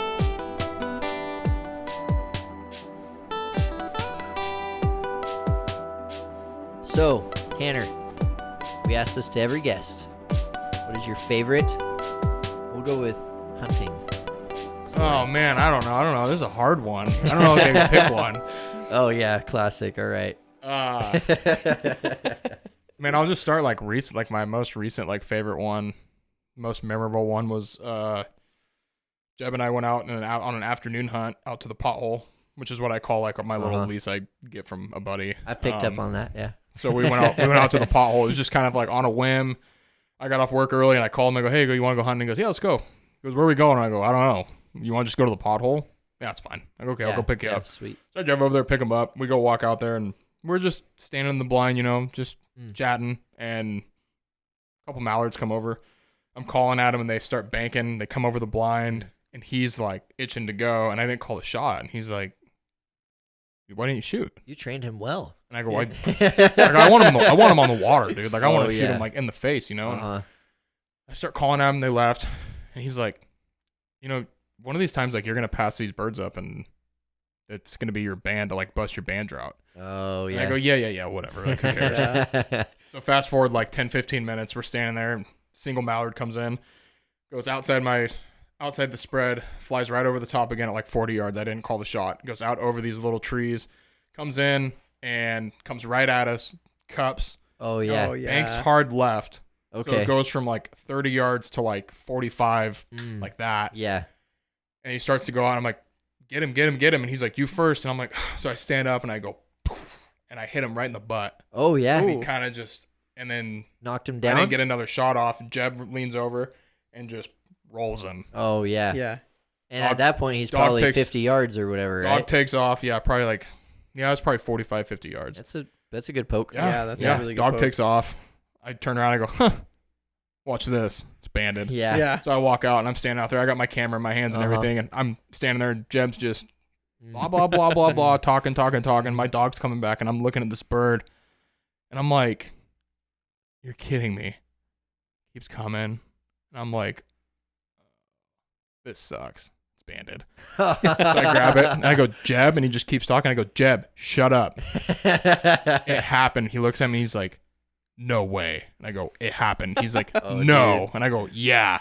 Come around the corner. Awesome. I throw it to him and he's like, what? He's like, I feel bad. And I'm like, why? I suck. Yeah. I should have hit that, It was just funny that like we were talking about it. And then it just spoken into existence. There it is. Just happened, It was just one of those. Man, that happens way too often, right? Where like you joke about something and then next thing you know, it's happening. Yep. Yeah. And then like 2 weeks later, he invited me to go hunting behind his house. And I go, no, I'm going to go to the pothole. I go, I'm going to go on the other side where we shoot bands at. And I get a picture at like 10 after 8. He killed another band. And I'm like, oh, wow. Of course he did. Yeah. So. Yeah, that's awesome. So in that situation, that's his bird. Oh, right? yeah. Since you folded him. Yeah. He rolled it. Yeah, he hit it. No questions asked. Yeah. Yeah. Okay. If we ever get one like in a group setting and like, here comes like the party hunting chat about, it's just like one of those things, but, we'll draw for it. It's like, we'll ask like, who didn't shoot? Oh, I didn't shoot. Okay. You guys are out. The rest of you guys shot. Yeah. Okay. Well, this one's banded. So we're going to draw and we'll draw, whoever didn't shoot, we'll go draw blades of grass or whatever and just kind of hold them, pull them out, or you do like the shotgun shell thing. But most of the time we're all shooting. Oh, what's the shotgun shell thing? Different colors. But you run out of like at some point it's like you have to do something different. But yeah, so we just like draw straws for it. Yeah. Yeah. Unless like everybody's like, I didn't shoot. And it's like that's only when it's kind of like a if someone truly doesn't know if they've hit it, Right. Yeah. I mean it's the honest, like it's just like it's an honest game at that point, but and then you can decide who you continue hunting with based off of the situation. Yeah. There's been a ton of friendships ruined over like bands and stuff. It's wild. Oh, I'm sure. It's super like I just don't get it. Like I think it's cool to shoot them. Like you want to obsess over them, that's fine. But like you're gonna burn friendships over it. Like it's just a little piece of aluminum. Yeah. Ultimately, to some people it's not though. To some people it's life or death. Yeah. Allegedly. It is for the ducks. Right? Yeah. But yeah, I mean that's like my most memorable. Like that happened. That's really that cool. happened last year. It's just awesome. a cool. It was my duck's first band that she retrieved, and then she retrieved her second one this year with mine. So yeah, cool. I was like, all right, that's cool. Yeah, that's but awesome. He kind of felt bad about it. He's like, man, I feel bad. Like, because your dog retrieved as her first band, and I go, whatever. She's gonna get more. And he's like, well, yeah, but you don't really shoot bands that much. And I'm like, all right, that's enough now. Now I'm gonna take it. That's crossing the line. Shut your mouth. Oh, that's awesome. So. Yeah, sweet. Well, thanks for sharing that, man. Yeah. One of the things that I wanted to know, because I have only duck hunted locally and on the coast. I've never like driven anywhere for a duck hunt. Mm-hmm. So, and you've hunted in a number of different places. Yeah. And so I'm curious about how does duck hunting change in different places in Oregon? So like obviously, like coastal hunting, it's based on the tide. Yeah. Either incoming tide, outgoing tide. I don't know. I don't do a lot of coastal hunting. So it sounds like Okay. you were saying Yeah. you hunt the incoming tide. Yep. Yeah. That fills everything up with water. Yeah, and that's when allows they them, come to feed. Okay. Yep. So that's how coastal hunting works for the most part. You can go hunt like silk goose, tack niche. You don't have to hunt that tidally speaking. You can hunt it sunrise, whatever. Yeah. But coastal is tide based. Hop the coastal range into the valley. Then the valley becomes essentially like knowing kind of what they're eating. Lynn County is known as the grass seed capital of the world. Yeah. Ton of annual ryegrass fields, ton of fescue fields, ton of orchard grass, all that stuff. They eating fescue? They will, yeah. Wow. I don't know didn't what they realize eat. that. I almost wonder if they're like just like munching on like invertebrate and stuff. Oh, like in the sucking fescue. bugs out of the mud? Yeah. Okay. Most of the time though, like we're hunting flooded annual ryegrass. Okay. So you like sheet water type Mhm. stuff? Yep, And sheet water okay. stuff. Or like you're hunting like a creek, like creeks or the river system, like what you guys do. Yeah. Yep. Not any dry field though. Okay. Early season, like if you ever watch like hunting videos and stuff of guys in anywhere, Kansas, Ohio, Midwest and yeah, they're farmland. hunting. Yeah. Dry cornfield, dry wheat field. They're hunting a peanut field in 'Cause Texas. I always associate that with like goose hunting, Right. Yeah. So it's really weird to me. Like I would never think of. Isn't doing that weird? Yeah. That you like, you like see like a, early season's a great example of cut cornfield. Yeah. Yeah. You'd think, oh, I'll go shoot ducks out there. Well, if you were anywhere else, yeah, you would. Yeah. Not here though. Yeah, Super yeah. weird. Yeah. So over here, like it's a real like if there's water out there, that's great. You can probably get some ducks out there, but Yeah, if if there's it's no flooded. water out there, like Yeah. It's not I happening. feel like this probably has to do with the amount of water we have. Just kind of everywhere. yeah, and I think a lot of it too comes from like where our ducks come from, like we talked about earlier. Like a lot of ducks come from Alaska, Yeah. BC, Alberta. Mhm. But yeah, the west side of the state is all like not really dry land hunting. Yeah. Now you hop the Cascades and you go to the east side of the state. You can shoot them in dry fields, dry grain Oh, you fields. can. Oh yeah. Okay. really. Klamath Falls is the same way too. K Falls, you can go Yeah. shoot them in a grain field. Because I always feel Interesting. like It's crazy. Klamath Huh. is sort of like the duck hunting mecca of Oregon, but maybe I'm wrong about that because we just It have- can be. yeah. I It's think just you're- such an important duck habitat is what I've been told by like all these different people. It's huge for like wintering and for them Yeah. like for their layovers and stuff. Uh-huh. But like where you're at right now is a huge. It's just Yeah. like it's like hidden behind a tree. Nobody wants to like look around. Nobody wants to talk about it. It's Sure. just this hush hush. Uh-huh. Crazy thing that. We kill so many. Like there's so many ducks around here. Yeah. It's wild. It really is. It's very crazy how many ducks surprising. are around here. And Yeah. the peak of the season, like the peak of the migration with the right weather pattern, like you can see thousands and thousands and thousands yeah. of ducks in a day. I've had like duck tornadoes, Yeah. and that's on the coast too. Yeah. But in the valley, man, we have so much food for them. We hunted a field last year. It was a flooded clover field. And I Really? kid you not, there seriously was probably like 10,000 ducks in it, 12,000 Oh ducks. my It was gosh. it was absurd. That's Yeah. insane. It was the craziest. Were they there when you pulled up and started setting up, or Yeah, did they so come what in? so what had happened was it was around Christmas time last year. Uh-huh. We had all that rain. Everything Yeah. came up. Well, when it all Okay. came up, it stopped raining for a couple days and it started to recede. Well, when the water receded, the field maintained in this weird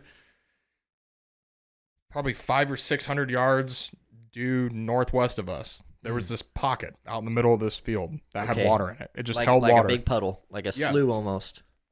Yeah, top of your foot deep. Okay. 4 inches Wow. deep. Yeah. And they all got up. Like we knew they were out there, Uh-huh. but we didn't have access to those different field owner. So we set up where we did. We just put out like 14 or 16 dozen decoys, Yeah. and they'd get up and they'd start flying. An eagle would fly over, get them all up, and the whole sky would just turn black. Wow. And then you'd see like What? little bunches come off of them, Oh, and then man. we'd just start hammering on, just wah, wah, wah, wah, wah, Yeah. just Yeah. trying to get them to come over, Uh-huh. and we'd just pick them off from there. We ended up getting, I think we killed 42 Man. out of there that Wow. morning. But Wow. yeah, it was crazy. The amount of birds out there was just absurd. Yeah. And they'd all get up and they'd all just like fly over, and you're just like, Huh. Wow. Yeah. yeah, it was crazy. At that point, too, when there's that many birds and that many opportunities to try again, you can have a little bit more fun with it, you know? Yeah. Yeah. It's not as stressful of like you're blowing one of 3 Right. opportunities of the day. It's like Yeah. we can have some fun and Mhm. oh, you moved and Well, that it's like group most of didn't come the- in, but there's 1 in 2 minutes, you know? Yeah. Most of the shots that we were getting too were really good shots because we were set up on a big oak tree line, and the sun Mhm. was behind us. We were completely in the shade and the shadows, and I mean, Yeah. they didn't have a clue that we were sitting there. Yeah. I mean, we were Yeah. shooting widgeon like right over our flippy that was like 20, maybe Yeah. 20 yards, 25 yards out in front of us. Mm-hmm. It was great. It was cool. That- Wow. That's one of the number one things to think about for setting up is like, where's the light going to be? Because Mhm. you can blind the ducks to where they can't really see you, Yeah. you know, especially like you said, sitting in the shadows. And then, Mhm. yeah. Yeah, Yeah. we learned that last year out in the bay, with the light, with the sun, where that's I gonna rise. forgot we had that day. Yeah. That That was a was good day. another bufflehead day because a lot of times the bays are like that. But, you know, Yeah. we were just decoying in these buffleheads over and over and over and over again. It was just so fun. They're just- fun to shoot, but boy, Yeah. they're frustrating. Oh Yeah. my gosh, they're so Yeah. fast. And they tell you everything too. They tell you how far you're leading, how far you need to be leading. Yeah. yeah, And you can Oh, you they're- can correct on your second shot, and it'll tell you where you're wrong again. I Like think it's just- because they're so fast, you know? yeah. so hard to Oh, and hit. they're Yeah. like this far off the water, Mhm. so you see your spread. Yeah. Yeah, but the that day was awesome though because we just inadvertently set up with the sun blaring. It was a bluebird day, and that sun was just burning a hole in the back of our heads. Yep. And all the birds were coming in toward us because Yeah. we had our back toward like almost a tree line. And man, that was like we got to Lesson. interact with like hundreds of birds that day. Huge lesson that day was sun, because we were not hitting that well. We were just behind a stump. Yeah, Yeah. we weren't hitting it all. Yeah. It's just the sun. Yeah. But yeah, no, that's cool. I've never hunted Eastern Oregon, and I don't really like to spot burn and name specific spots, but I feel like this is one that literally everyone in the world knows is Summer Lake, you Yeah. know? And I feel like it's real popular to go make a pilgrimage out there for opening weekend and stuff. Yeah, we've done it for. I mean, I've done it for 15 years, 16 years in a row, or 50. Well, see, I'm 30, Yeah. so it'd be. I've done it for like 15 or 16 years, and I've done it for 11 years in a row now. Wow. Wow, that's so cool. And then the Wow. guy we go with, he's gone for 20, 24, 25 years in a row. Wow. And you're doing Man. opening day out there? Mhm. Oh, cool. Yeah. Wow. What is it about Summer Lake that's so good for opening day? It's just the amount of birds. Okay. It's a prime, if you like geographically speaking, if you look at kind of the layout around there, it's like Yeah. they're else stopping they there. need? Like there's Yeah. nothing between there and Mhm. there's some like little pockets here and there, but it's just Sure. such a big holdover. Yeah. That and it's just like it's beautiful. The scenery Yeah, over there. yeah. I mean, it's just like it's seriously God's country. It's just like this big, huge mountain ridge on the other side of the highway and this big valley of nothing, sagebrush, okay. and then Alkali Lake, and then the Diablo Mountains on the other side. You're just perfectly perched in It's this. right in the middle. That's Yeah. what I was gonna ask, is if it was more farm or if it was more like wild. But that's cool to hear. So that it it's used to be like grazeland back Sure. way like way cattle back. and stuff. Yeah. Okay. Yeah. But it's just a big alkali flat. You know, one thing I found is that cows and ducks get along pretty well. They do. Yeah, There's a- ducks love pastures. I have not Yeah. seen that. Oh man, yeah. Like anytime You I'm. ever heard of cowboarding? No, I haven't. Cowboarding, like using a So- cowboard decoy. No. Oh really? Oh yeah. Wow. That's a big thing, like in the What? Midwest too. I haven't seen that. I thought you meant to hide behind it. Yeah, But that's it's what I'm just- saying. Like oh, a okay, cowboard, yeah, you yeah. just Just put a stick it on cow the ground down. and you and- hide. Yeah, No. all I know way. is that almost every time this time of year I look out at a cow pasture, there's ducks in it. Like- and a lot of people like overlook Wow. it. They get along really well. And there's always Yeah. always water in cow pastures. It always. seems like. Yep. Yeah. And always. Yeah. It's Oh. maybe it's because the land you choose for cows is wetter. I have no idea. But yeah, Interesting. it's an interesting phenomenon. As you guys are saying this, I'm like remembering there's this one spot I drive by all the time, and I'm always looking for like wood ducks because it's a wooded area, but it's also a cow pasture, and That makes so much sense now. I found one Wow. last year. Like I just happened to be driving the right place. I was with I had my daughter. My wife was taking a nap, and I was sitting home, and I was like, I'm going to scout. So I grabbed Parker, our daughter, threw her in the Tahoe because I don't know why I didn't take the truck. I just put her in my wife's Tahoe, and we're driving around. She's watching Bluey or whatever in the back, and I'm got my binoculars on the dash, and I turned down a road, and I just seen a pair of ducks. Oh yeah, just bomb into the spot, and I'm like, oh okay, Where's that? I got over the hill, and I'm like looking, and all of a sudden I saw like 6 or 8 more just right into this little corner of this cow pasture field. And so I got over, parked, I love it, dude. hazards on, stood on the side rail, and I'm looking, and there's 300, 400, 500 ducks out there, and I'm like, oh my goodness. what? Why? Whoa. Like, what do you? And they just kept coming in. It was like right in the evening time. Yeah. And I'm calling my buddies, and I'm like, okay, I got this farmer. I don't know him. Do you know him? Do you know anybody that does know him? Is he a good guy? Like, what's the story? But yeah, it's just a cow pasture that no rhyme or reason. We're just out there vegging. I just feel like it has to be a food thing. It has to be. Yeah, it probably is. I mean, because think of like all the bugs that like cows are pooping everywhere. Well, and it's like a bug factory, right? That's part of you talk about knowing early season like duck behavior and biology is early season like that. When it's warm, they're not eating high carb food. They're not eating corn. They're just vegging out on bugs. Really? Yeah. Okay. Interesting. Yeah, they're eating bugs. They're eating smartweed. They're eating stuff like that. Okay. When it's getting cold and stuff, like they're looking for like high carb food, something to load up on, something that like wheat fields and corn, wheat, flooded corn, stuff, hazelnuts. Hazelnuts. That's another phenomenon that's been going on the last couple years.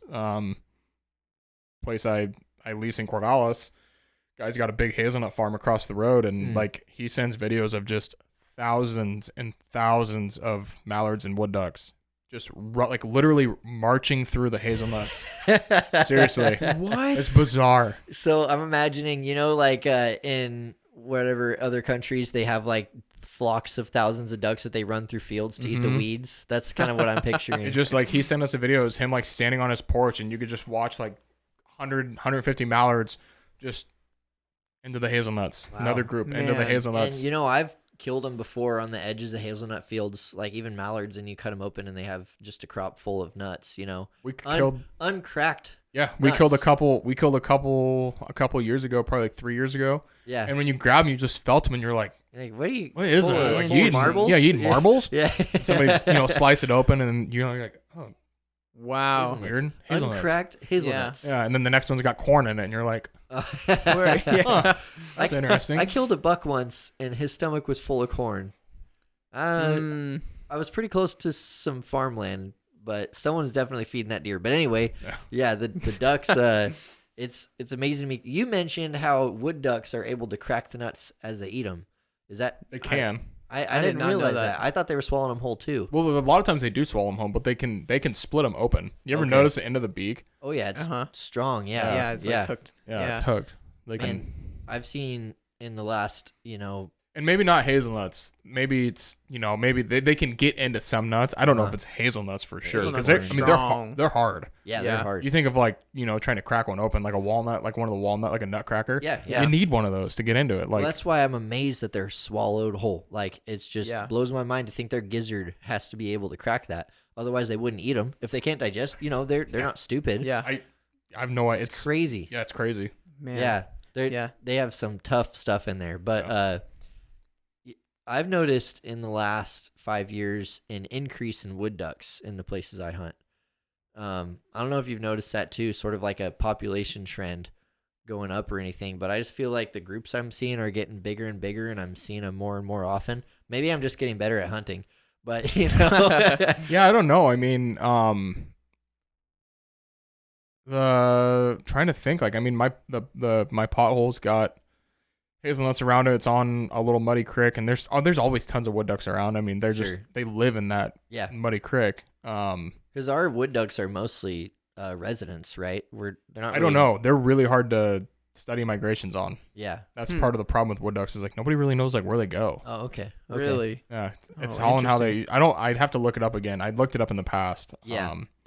But yeah, there's something weird about like being able to like track their migrations. Like you can see a group of mallards like migrating. Yeah. But like you never see like you're not like, oh look, there's 55 wood ducks flying. Yeah. Never ever. Yeah, never ever. I've never seen them. They're always like in small groups or pairs. and in flooded timber they love, obviously. Yeah. Sloughs. I saw 150 Hazelnut today in the orchards. slough. Yeah. Yeah. It's weird. I don't know. But yeah, I mean, they very well could be going up. I'll just assume that I'm getting better at hunting. That's what I would say. Yeah. You're picking up on more, probably. Hey, here's another duck behavior thing that's pretty interesting. Gage and I went a couple weeks ago, and Gage is a walker. You know how there's different duck hunters who some of them just feel the need to go on a little journey. Nature walk. Especially right around 9 a.m. or so. Just Gage can't help himself. He's got to go on a walk. Yeah. And so he's going on a walk, and he's walking down the edge of this slough. And explain what you saw up in the tree. Just a big group of mallards hanging out in a tree. Yeah, so I shot a hen wood duck across this slough, and I go up and around to go find it because it was injured, and I just couldn't get to it before it swam into the thickest stuff you can imagine. And I'm going around Get this a little corner. closer to your mic. I'm going around this corner, and I'm just keeping my eyes peeled for the wood ducks roosted up in the trees because it's kind of like that time of the day. And I look up, and I see this absolute football sitting up in the tree. And just then, my dog's with me, and he's 8 months old, so he's running around. In training, but he's He's doing in great. training. Right. He's doing really good. And I snap a stick, and my dog is like going all crazy. And I see this massive greenhead and a hen fly down kind of like out in front of me, well out of shotgun range, and up and around and out of the slough. And I swear it was a mallard. It was a mallard drake. I've seen videos of like big honkers sitting on top of pine trees. Oh, really? Yeah, If I saw that, I would immediately think turkey. It was. I think it was last Christmas. One of the guys we hunt with sent me a picture of like two geese standing on the top of a pine tree. And he's like, "Well, there's my Christmas goose," and I'm like, "What? How do they even land? That's so funny. They need. You know how hard that would be? Yeah. I mean, that's like a stagnant. I mean, I guess it's the same way that they land like in a field. But they still kind of Right. come in at an angle. Well, you they know? hit the ground running. Like, Yeah, exactly. yeah, I don't know. It's weird. You can't do that on a pine tree. I've seen mallards sit, maybe not like up in trees. This was like 40 feet up in the air. Yeah, It was that's a up little there. high, but I mean, I could see it. I mean, I saw one last year. We were doing a job up in Estacada at the water treatment plant. Whatever river runs through Estacada, I don't know what it is, but Sandy is it the Sandy? River. Really steep, rocky bluffs on the side. Clackamas. Well, there's this big tree, and I'm standing there, and I kept hearing this mallard. Oh, yeah. And I'm like, where's this thing at? And I'm like looking, and I'm like, now I'm starting to get irritated. And I see it, and I'm like, oh, there it is. And I'm watching it, flies over, and it lands on this 1.5 long, 6-inch thick, like snap off from like the winter. Yeah. It's so 60, funny. 70 yards up in the tree. Yeah. And I'm like, what? Like, I guess that weirdest thing ever. ducks just kind of do what they want to do. Yeah. I don't know. Yeah. I looked it up. And the Reddit forums were saying that a lot of people see it every once in a while. I mean, it's not like a common thing. You know what they say?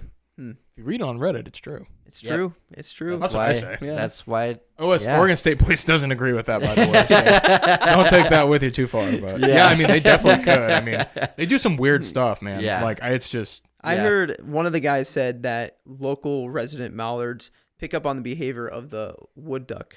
I could definitely believe that. Yeah. Yeah. So maybe that's true. I don't know. It's Reddit. Off topic, but we used to have a cat that would like bark. Can't imagine cats and mallards are too. You know. Hey, start hearing them. everyone just wants to live and eat and reproduce, right? Yep. To each their own. So yeah, no, that's cool. We wanted to bring that up just because it was like I've never seen it, but obviously wood ducks live in trees, but I can see it. Yeah. So because we were just talking about the different hunting around Oregon, do you ever find yourself making plans like a drive away to hit migration? Are you paying attention to migration, or you just duck hunt wherever, whenever? I mean, yeah, we watch the migration. Like, I'll watch and like I'll definitely like I have a couple like Instagram pages that I follow that are north of us. Okay. Like one's like up in like the Rick Rail area, Monmouth area. Couple guys like up in the Kennewick area, like Tri-Cities area. Okay. And Yeah, so way then- further north. Yeah, and then like the Portland, like obviously like the Savi's Island waterfowl page is pretty they post pretty Yeah. often. But like that's not gonna like deter me from going out. Like Sure. and like the other thing too is like we'll get pushes of birds in from the coast that have nothing to do with north and south. The storms. They'll Yeah. move. The birds will move There's all the way nothing- to the valley. There's nothing better than like a stagnant day in the valley that's gonna be on the heels of a gnarly night at the coast. Dude, it's awesome. And the birds can make it over the coast range in like hours. And it's easy peasy for Yeah. them with that wind. They They just get fly up right there. over. Yeah. Yeah. Wow. Yeah, it's Interesting. wild. Like one, it was a couple years ago. They had a day over kind of like in the Newport area where it was just windy, rainy, nasty. And over here, I mean, it was windy and rainy, but like not like that. And more the duck next weather, day was yeah. just bonkers. Like, Yeah. I mean, it was Interesting. absurd. Like it was a day. I mean, out there with James Rice, the guy that I leased the pothole from out there. I mean, they had killed 28 ducks. I'd killed 14 at the pothole. The guys down below me had another one and killed 19 or 20. The other blind shot like 16. I mean, he was like, this is Wow. the most like Yeah. outlandish day. Man. And we were talking about it, and I go, I guarantee, and it was like it was a lot of widgeon, and somebody had shot like a can, which is kind of odd for around here. Yeah. And I go, I bet it was Yeah. probably the storms over there that blew all Uh-huh. these birds in. Well, you hear about Interesting. people shooting scoters like way up the Columbia, Yeah, guy killed one in, I think it was like Arizona a couple years ago. A scoter? No Yeah, like a white way. wing. Did he need a seabird permit? I don't know, but I was kind of curious about it. We used to have a brant that ran around by Finley. Really? Yeah, it would fly with groups of cacklers, and I always Huh. made the comment like, "What happens if you whack that thing?" Yeah. Yeah. Yeah. What? Yeah. And then everybody's like, "Well, you should know what you're shooting at." I'm like, "Well, yeah, I know, but like Everyone also says like that. when you're shooting at Every single person. when you're says shooting that. into So a group of annoying. cacklers and there's Yeah. a brant in there, like I It's could not see getting fair. that Why would you expect Yeah, that? I You could know? see that Like, getting they're like the mixed up. same size, aren't they? relatively Yeah. speaking, yeah. Yeah. Yeah, because when I was out there, I was trying to get pictures of it. And Oh, yeah. I'm like, where is this Because you thing? do some photography stuff, don't you? Yeah. Yeah. Yeah. Yeah. That's Oh, cool. yeah. But- That's cool. Wow. Man. No, one day, and I think I might have told this story before on the podcast, but whatever. I used to have this 12-foot John boat, and I didn't like have a motor for it or anything. For years and years, I would just paddle it around, or I had like an electric motor, Mhm. And when you're sitting in the back of a 12-foot John boat and there's not really anything else in it other than a few decoys, it's pretty nose in the air. Yeah. And so I went with my friend Jericho, who's a co-host on the podcast too, and we went out to the bay. And the night before we were gonna hunt, we get this extreme weather warning from the coast, monsoon coming, and we're like, ducks like rain. We'll see what it's like. So we go out there, man, and it was no joke. I can't even tell you how fast the wind was going, but it was ripping hard. White caps everywhere from the wind. The ducks weren't flying. Like the ducks that we saw were being blown around by the wind. Oh yeah. And No so way. we get out to this sandbar spit that we're setting up on, and I realized I left my phone on top of my pickup. I let like a waterproof phone case. So then I took the boat back by myself, and the wind was helping me get back to the truck. That was no problem. I got there in a matter of minutes. Mm-hmm. And then I turned around to use the electric motor and put myself back Nothing. up the wind. And I was able to kind of slowly move. And by this time, shooting light's already there. It's taking so long for me to fix this mistake. And a gust of wind comes, and the front of my John boat comes off the water. Oh my and goodness. it was, I don't know what it looked like, but it felt like when you're in that thing, it feels like it's vertical. Yeah. I felt like I was about to blow over. So I quickly climbed into the nose of it, and it slams back down in the water, and the wind is just ripping, and Jericho saw the whole thing, and he's laughing at me. And, then I see a bufflehead hen in the water. I try to water swat it, and I missed. Anyway, the only bird I killed that day was a pintail hen. And it was a juvenile pintail hen. Yeah. Because I thought it was a teal when I saw it. It was so small. But anyway, what I learned is if the weather says monsoon, go somewhere else. Yeah, there's definitely a Yeah. certain point where like the wind is like too much. Like dude. we had a windstorm last year, I think it was. Like winds at like 28 to 30 sustained with like gusts up to like 50. yeah. I was like, yeah. that's going to be a good day to be out there. Mhm. And then I'm like, I don't think that's a good day to be out No. there. I think it's a Yeah. bad day. No. Just slip in. It becomes too much for the ducks, believe it or not. Yeah. Interesting. What's your favorite month for duck hunting? got to be bittersweet January. December or January. I mean, it's kind of a toss-up. January's, January can be really good or it can be really bad. Yeah. Sometimes in January, you'll get those weird, like, not cold, just like a blah Bluebird kind of day. day. Right? Bluebird, I love bluebird days. Yeah. Where it's cold and with like a little wind. I'll hunt a bluebird day all day long. Okay. Yeah. But like, just no weather. It's like 50 degrees, 52 degrees, no wind, no sun, just like kind of gloomy, But I feel like a lot of November was like that this year. A lot of the season's been like that. Yeah. It's been a very off season. Like I've killed 22, 23 ducks. Yeah. Yeah. And normally by now I'm like cooking. And I'm just. Oh, really? Oh, okay. Oh, yeah. I've killed one duck this year. That's what happens when you're the boat. I hunt a lot though. When you're the boat captain, you tend to, Right. everyone else shoots, but I love doing it. I'm happy to be the boat captain, but Right. yeah. No, I agree. For me, I love January because in December, but usually January because it does get colder. Mm-hmm. The ice storms, man. Yeah. If there's an ice storm, I'm duck hunting. I'll cancel any plans like that. Best duck hunting day of my entire life was on the Willamette during an ice storm, and it was just amazing how many birds are in the freaking water. Like, especially on the river because they Oh, can't go dude. anywhere else because everything else is locked that's up. the thing. I love it because everything else is frozen, so We used they're stuck in the river, and it's a great day to be out. Yeah. Even They're flying all day long. I There's grew up no hunting dead zone. the Willamette in like the Albany Corvallis area, and Oh yeah. those were the best days. The days that you needed to like salt the ramp. Yep. We wow. salted the ramp. We always had like 2 or 3 Yeah. bags of de-icer Yep. in our truck, Wow. and we'd lay it down the boat ramp. Like whoever got there first, there was 2 or 3 of us that used to hunt, and we all had it just in case. And Yeah. you'd get to the ramp, you see the boat there, and you're like, you see the guy, the truck and trailer, Yep. and your first thought is, cool. Well, we're not going to go hunt this spot. But then your second thought is, hey, we don't need to de-ice the ramp because it's probably already de-iced, or it's already refroze depending on how cold it is. But Yeah. And that's the other thing about hunting, like we said earlier, but it's true on the river. Like, if all the sloughs are loaded up with hunters, the Not a ducks bad are gonna thing. keep moving. Yeah, as long as there's another spot. exactly. Yeah. Yeah, and for where I hunt on the river, there's spots to go. Has it been around. like super busy up here? Yeah, Has it? Okay, because I've talked to a few guys that are like, this is like the most I've seen it. a lot of new hunters too. Yeah. Yeah, it's been busy. It's getting really popular, Yeah, which is fine as long as we can Give and spread take. out. Private land versus public land pressure. Yeah, it's Yeah. trendy right now. it is. It's like golf Yeah. during COVID. Yeah, dude. Guilty as charged, dude. I got into golf like. you did? Oh, I thought I was gonna be the next. All right. Well, Rest that in wraps it up for Deschambeau. the podcast. Yeah, we were golfing all the time, dude. That was Wow. like my favorite thing to do. Really? I'd get off work and pick the wife up and go, "You want to Yeah. go golf? Yeah, let's go golf." Good for you, When man. it's not duck season, of course. You've golfed, right, Gage? obviously. You used to do a bit of that. Not really golf, Oh, but okay. I thought I you was a did. sports guy, so I Yeah. did some golf. Like, My wife bits really and liked pieces. having a couple drinks and driving the cart. Oh, sweet. Ah, That was her yes. favorite thing to do. It's the only time you can drink and drive. That's what I told her. I said, "You better get it out of your system."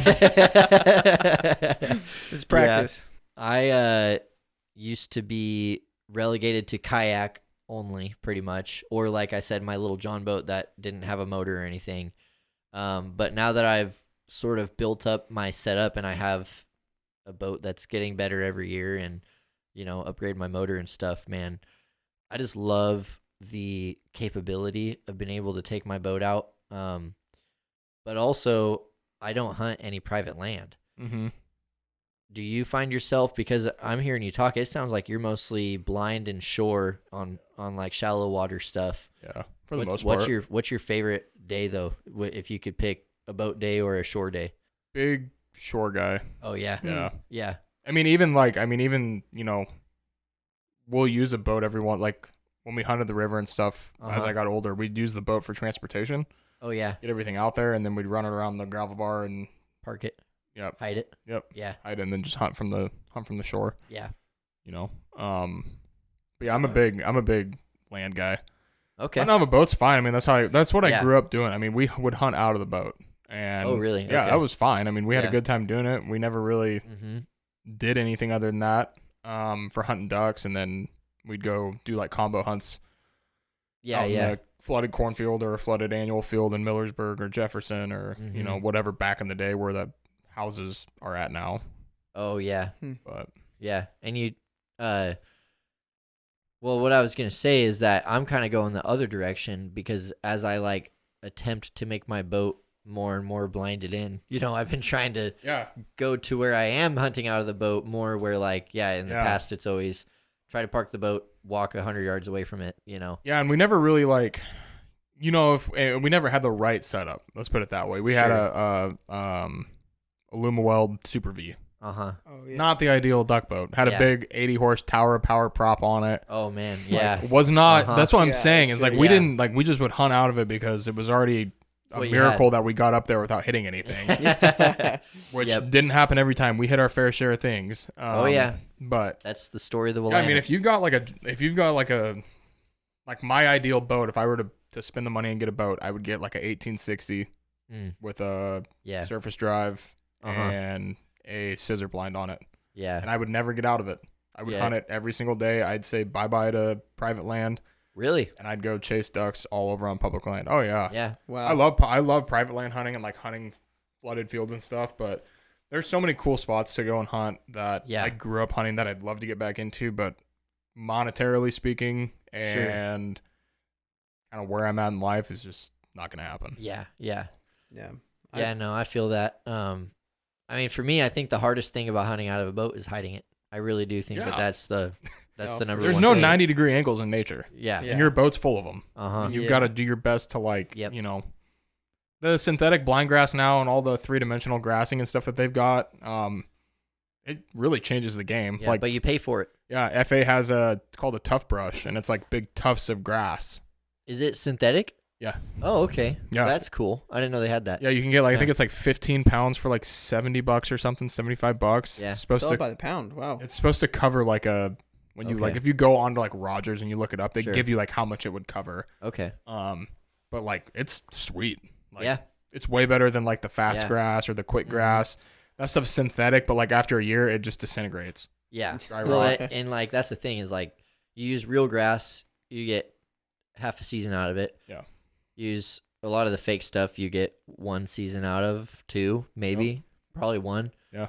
So it's cool to hear that they're working on, And then you use burlap, and then you don't get any ducks. Yeah. When we used to use like the old like leafy netting. Oh yeah. Like the stuff that you'd go down to like the army co-op. Yeah. And buy. I have like That's something all we similar used. to that. It's like green and brown. We'd alternate it, and then we'd throw some. I don't even know if we used to like throw anything on it. I think we just crossed our fingers and. Yep. No, that's kind of where I'm at right now. But I'm working on a design. Oh. Age and I remember. Don't be design. surprised. You're helping me with this. I thing. thought that was I thought it was a new design that you came up with. No, it's the design. We need to perfect. We need to perfect it. And then mass produce it. Yes. And then it'll be our jobs. Yeah. There you go. I'm working on a couple of decoy designs right now. Oh, sweet. Ooh, we'll see how that goes, but. Well, maybe our brands will merge someday. Yeah. Maybe. I already told the guy, I'm a cheap sellout, dude. Like I'll sell the patent for not much right now. Contact Final Approach and see what they say. Yeah. And then the one thing I wanted to bring up too is kayak hunting, man.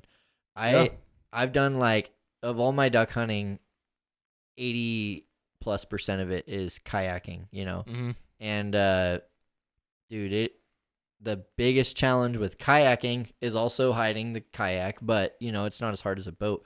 The hard thing is shooting from sitting position with a life vest on. Yeah. And I have a life vest that has the unpadded shoulders, for shooting. It doesn't matter when you're sitting in a kayak, it pushes it up, and it just like what I want to do and what we're gonna do, because we have someone who's gonna help us out, is set the kayak up in a field and sit in it with the life jacket on and practice skeet shooting. Yeah. Because it's like every year. And in fact, Jericho shoots a shotgun wrong now because he also has done like 99% of his duck hunting is from a kayak, and he shoots it off of his bicep. Yeah. So that's how he shoots now. To get it outside of that vest. To get I it always off the vest. wore the sport style ones. Like the inflatable ones? Yeah. I always wore those. Do they stay off the shoulder? Depends on the model. Yeah, maybe? I want to say I used to like put it underneath, which hindsight, terrible idea, but I used to put it underneath my wader straps to kind of keep it, because part of me was like, whatever, like I'm not gonna, am I gonna roll over?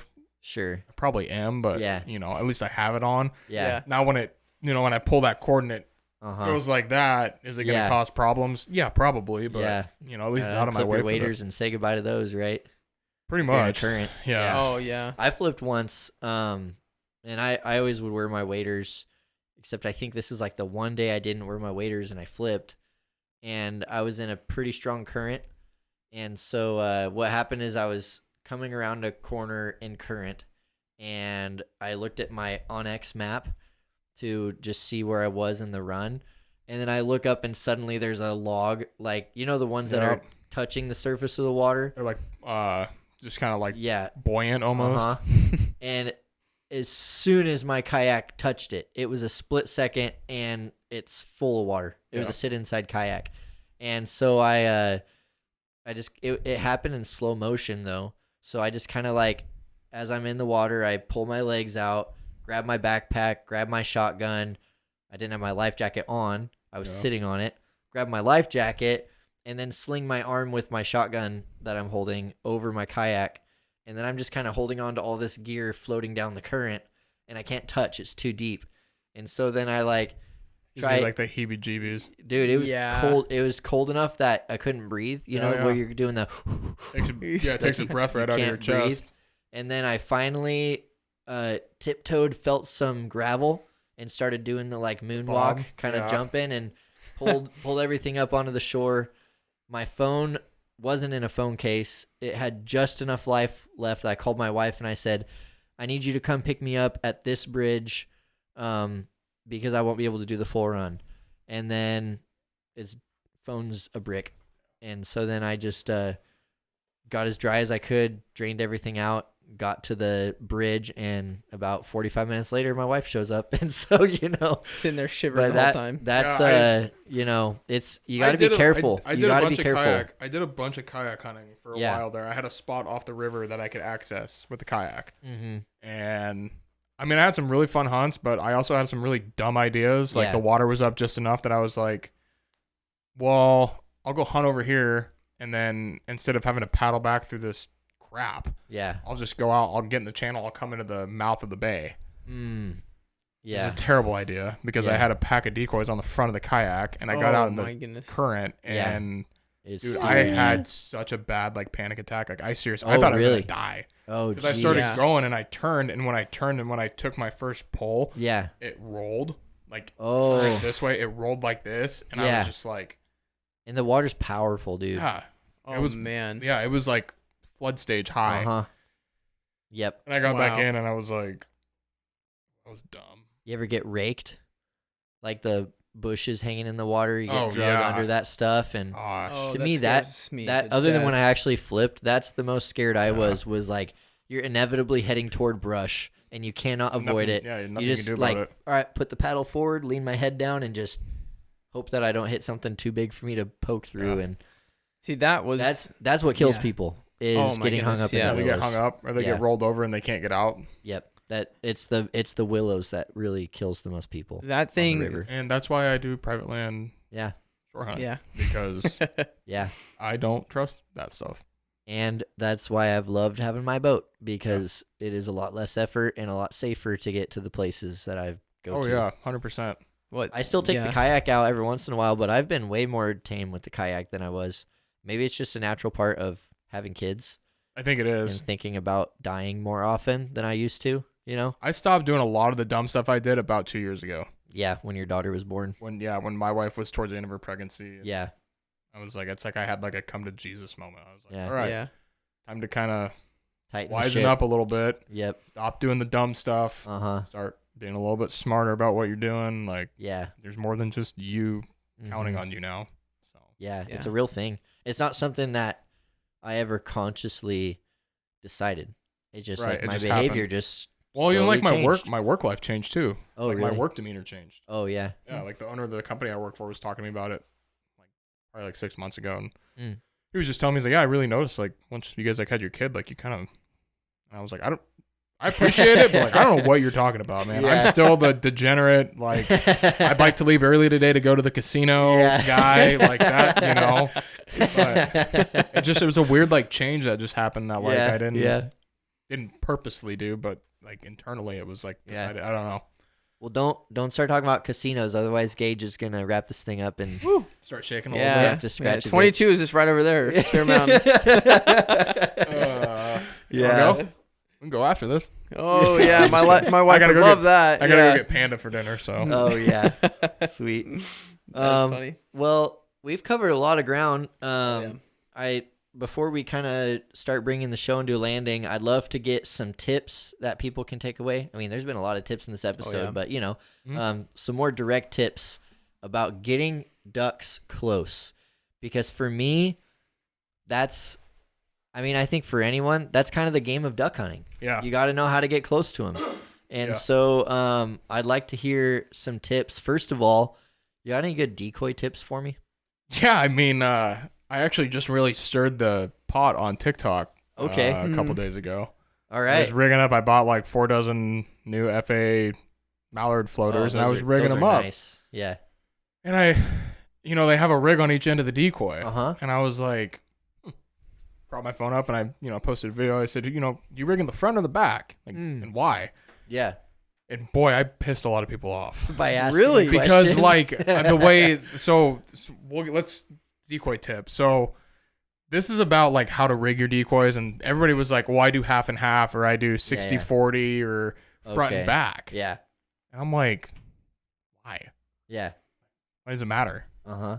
Well, that way they don't face the same direction.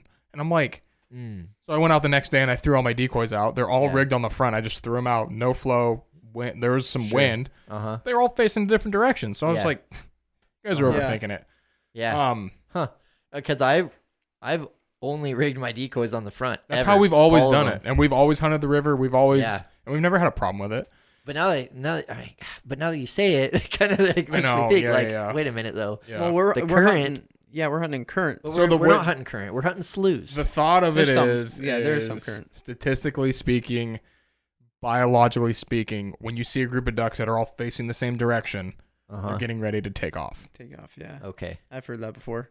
Well, so flip side to the coin is, okay, well, when a group of ducks lands, are they all landing different directions? No, No. they're not. They're all funneling in off of that lead bird, and they're all following in just like that. Yeah. So that's flip side number 1. Yeah. Flip side number 2 is, do you really think that they're going to be flying over at 80 yards and look down and be like, yeah, I don't know, Jeff. They're all facing the same way. Mm. We should probably just scoot to the next one.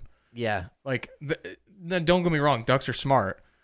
But in my opinion, like if you have, like, say you have 4 dozen, you have 48 decoys out, and Yeah. say 22 of them are facing the same direction or 30 of them Uh-huh. are facing the same direction, in my opinion, like it's not going to matter. Yeah. Yeah. Yeah. Them facing one direction versus the other isn't going to be a make or break for that situation. Yeah. Like in my mind, not that, I'm saying that everybody's wrong, because they do. Like, if you ever go out to the refuge and you drive by and you see all the cacklers sitting out there on the water and an eagle's coming, Yeah. what Yeah. happens? All of them, they go neck up and they all turn Yeah. into the wind. Uh-huh. And then all of a sudden, from the front to the back, they just start lifting. Yeah. Has to Yeah. do with wind, has to do with all of that. Mhm. But decoy tip. So for me, what I like to do is I try to like step away from like the J, like the J hook, Yeah, or yeah. the O, or the whatever alphabet. I mean, the J is the one that I hear the most. Right. Yeah. Which the J has a great design behind it. What you're doing is you're creating a wall Yeah. that they're not gonna pass. Mm-hmm. But what I do is I'll just, if I'm hunting, like say you guys go out, you scout the river, right? Yeah. And you go in and there's 60 or 70 mallards in there, right? And they're Uh-huh. all, there's a whole bunch over here, and then there's a few over here. Yeah. Well, when I go hunt that spot in the morning, I'm setting them up just like that. Okay. Exactly how they were.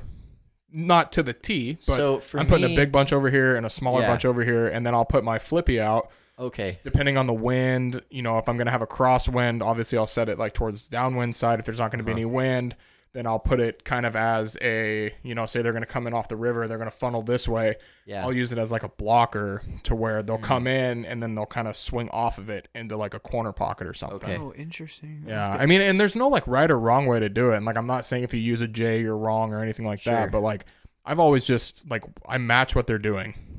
Match always- the hatch. Yeah, match the hatch. Just, yeah, whatever So- fly fishing terminology that is or whatever. For me though, like I've always done the clump, and I feel like whenever I see a bunch of birds in the water, they're in a clump. Mhm. And I think that's kind of what I just heard you say.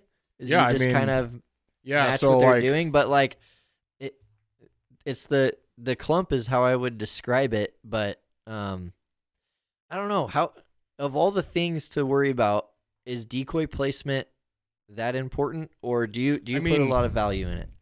It's Because something you just that told me you your can strategy control. sounds good. I put value in it because that's going to dictate how my shot is. Okay. The distance of my shot, Okay. the angle, not really the angle because it's not up to me Yeah. how they land. I can have Uh-huh. a pretty good idea. Like if there's like a, if I have a wind, crosswind, Mm-hmm. I know they're probably going to come this way. Yeah. Is it going to be enough of a wind for them to need that? I don't know, but Sure. I can plan on them coming in this way. Yeah. But if I set my decoys up correctly, then what I'm doing is I'm creating almost a when they come in, they see like open water. Yeah. They're going to try to set into that open water. Okay. There's no right or wrong way really, unless your decoys are all 2 inches apart, touching almost. Then yeah, I probably wouldn't do that. I want them to look like they're kissing. Right. Maybe it's getting close to Valentine's Yeah. Day. Maybe it's their anniversary. Who knows? Like maybe put some little yellow They're lovebirds. put some little yellow duckies out to know that it's a Yeah. friendly, welcoming It's a environment for family. kids. Yeah, who knows? Family friendly Yeah. establishment. But yeah, I mean, it's just like really like it comes down to just kind of what you're hunting, how like if you're hunting huge open water, there's a whole different slew of like ways to do it. Sure. If you're hunting like what we hunt, it's like just pockets of sheet water and stuff. Yeah. I mean, you set it up so that you have your kill hole, Uh-huh. and then you have your kind of, everything else is kind of filled up. You leave Around like, it. Yeah, you leave a spot for them. Mm. Now, that's not to say that they're not going I to just land wherever see. they want to Okay. land anyways, because that's what they do. Yeah. They'll just land wherever. But Oh, it- that- it makes sense. For That's them to land flipping my open mind water. on how I think Yeah. about decoying. Yeah. That really is, because I've always saw it as like they're gonna land like in the decoys next to the decoys.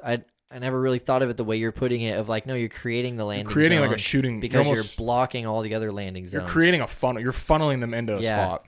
That's Interesting. a really Like think good about tip. like geese, That's a like really good tip. when geese are landing, like when the cacklers are in a big like feed wad, right? Yeah. They're all shoulder to shoulder, just Yeah. mowing through the field, and a group Uh-huh. wants to land.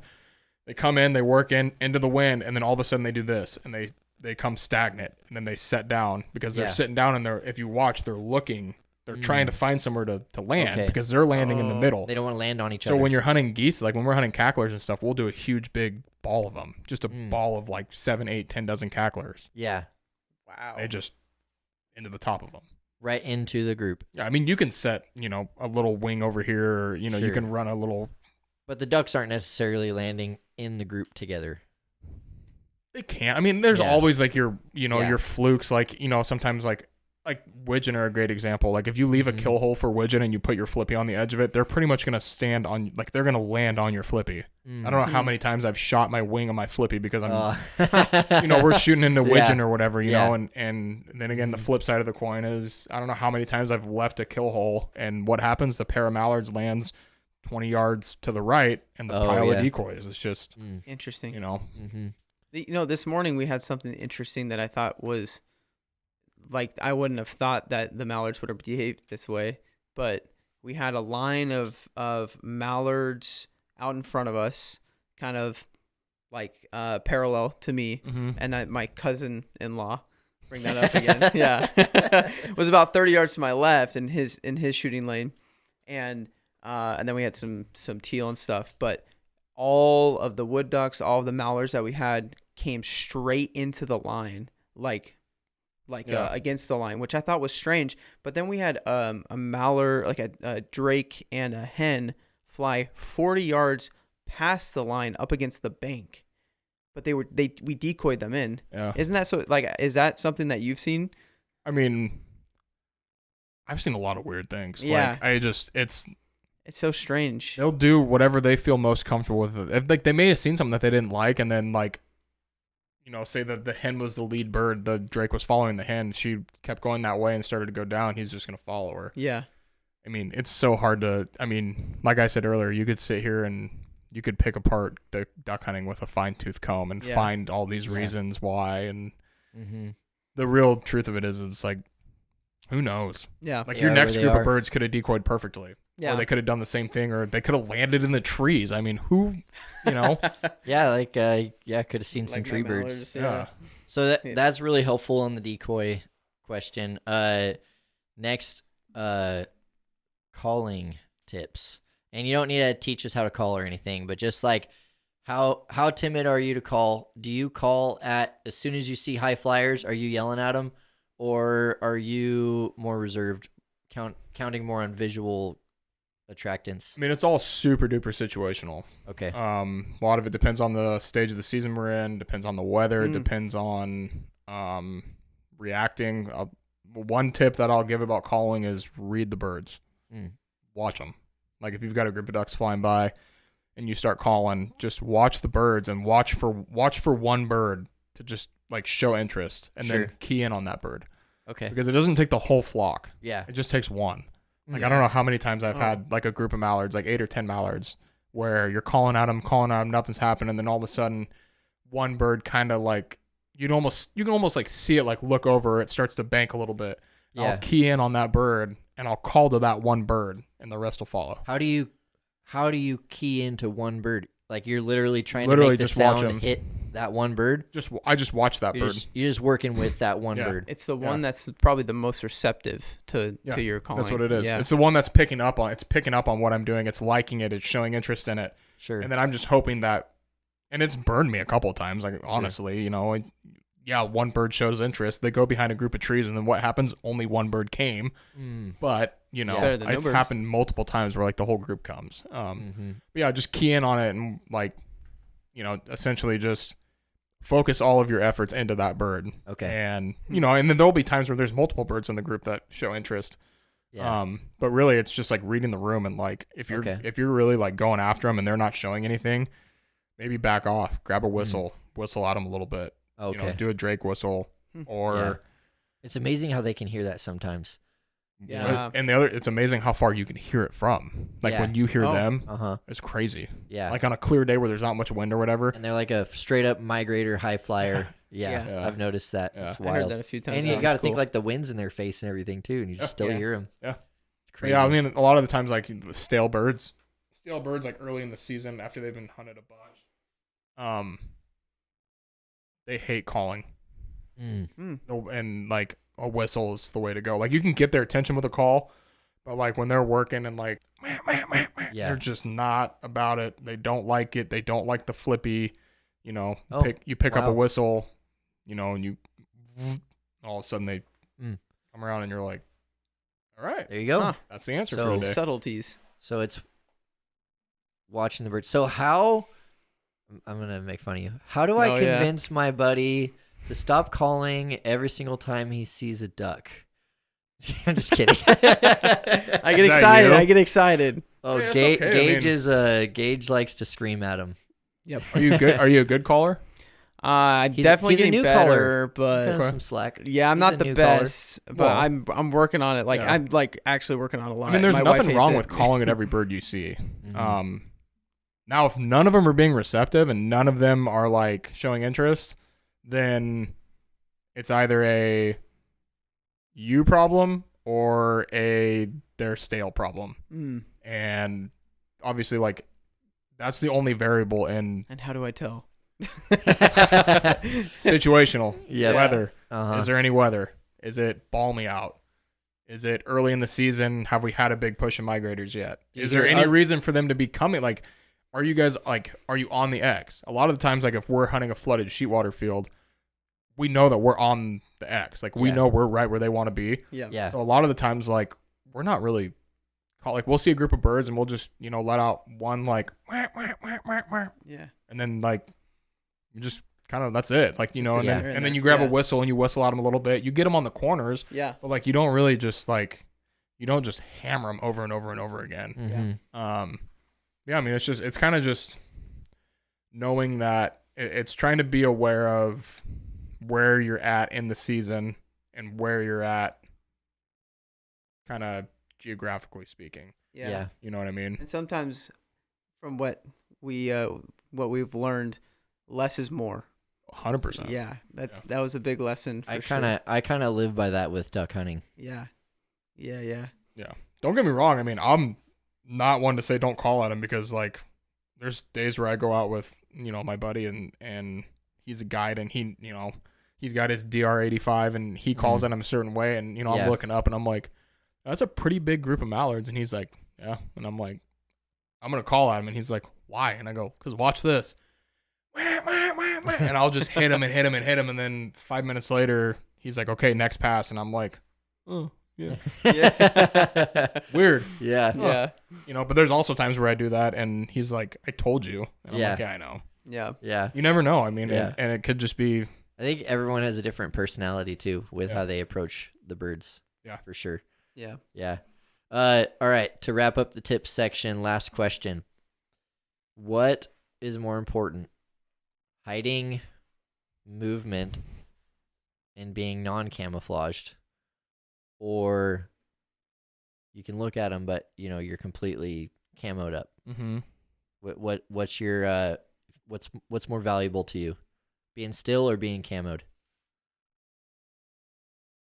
That's a really hard question, because the answer is both. I mean, Sure. You know what I mean? But like picking one, I mean, definitely your hide. Okay. Your hide can make or break your hunt. Mm-hmm. I mean, time after time out. Like we spend. It breaks my hunt every time. Does it? Oh, dude, that's the one. That's the last thing of my kit that I have been working on nailing down forever. Is just Well, I mean, from that aspect of it, it's hard though, because you're talking. Like to get a good amount of like blind grass, whether it's raffia grass, quick grass, whatever. Like you're shelling out some serious money. Yeah. Like we did a 17-foot boat with raffia grass, and that was expensive. Oh yeah. Like hundreds of dollars. And it doesn't last. No. Especially out here. Like in the Midwest and stuff where it's dry. Yeah, sure. It gets wet, but whatever, it dries out. Here it just doesn't dry out. Never. Yeah. You could even park it in your garage and put, fans and heaters on it. It's not going to dry out. Yeah. Because you're going to take it out in 5 days and it's going to get soaking wet again. Yeah. Yeah. So, like in my eyes, it's hide. When we go out and hunt, even if we're hunting the X, like we'll have, 6 or 7 guys out there, right? Oh, wow. Well, it's a big group. 3 or 4 of them are strictly devoted to getting the blind set up and grassing it. And they have, like, we'll keep grass on them. We use the Rogers, like, A-frame style blinds. Okay. So you take off it's essentially like a front fabric cover. You set the frame up, you lay the cover up, you snap it in, attach it, all that. Yeah. But you leave it grassed up. So, like, first hunt of the year, we'll put grass in it and everything. And then after that, we'll roll it up, use it, get back, unroll it, let it dry out as best as it can. Yeah. Roll it back up. Okay. But like we'll have a couple guys like work on decoys and stuff, and then everybody else just works on grassing. Because if your hide sucks, the birds are gonna see you. Yeah. You're gonna stick out, and then all your time is completely wasted. Yeah. And for me, it's the hardest part is finding that hide and being, hidden. Yeah. Like, especially if you have to make it up like on your own, like hunting the river and stuff. It's like you're not gonna like. We try to park behind this tree and Yeah, we used to carry loppers with us, and we would get in. We know where we want to go. We just put the nose of the boat in there, lop, and lop it so that we can get the boat underneath there. And we've got some head cover, but it's like, okay, what's going on with the front of the boat? That's like, it's like this green tarp with this green and brown leafy. Like we're trying to cover a tank up from a UAV. It's like, guys, this isn't gonna work. We're like jamming sticks in there. Challenge. Yeah.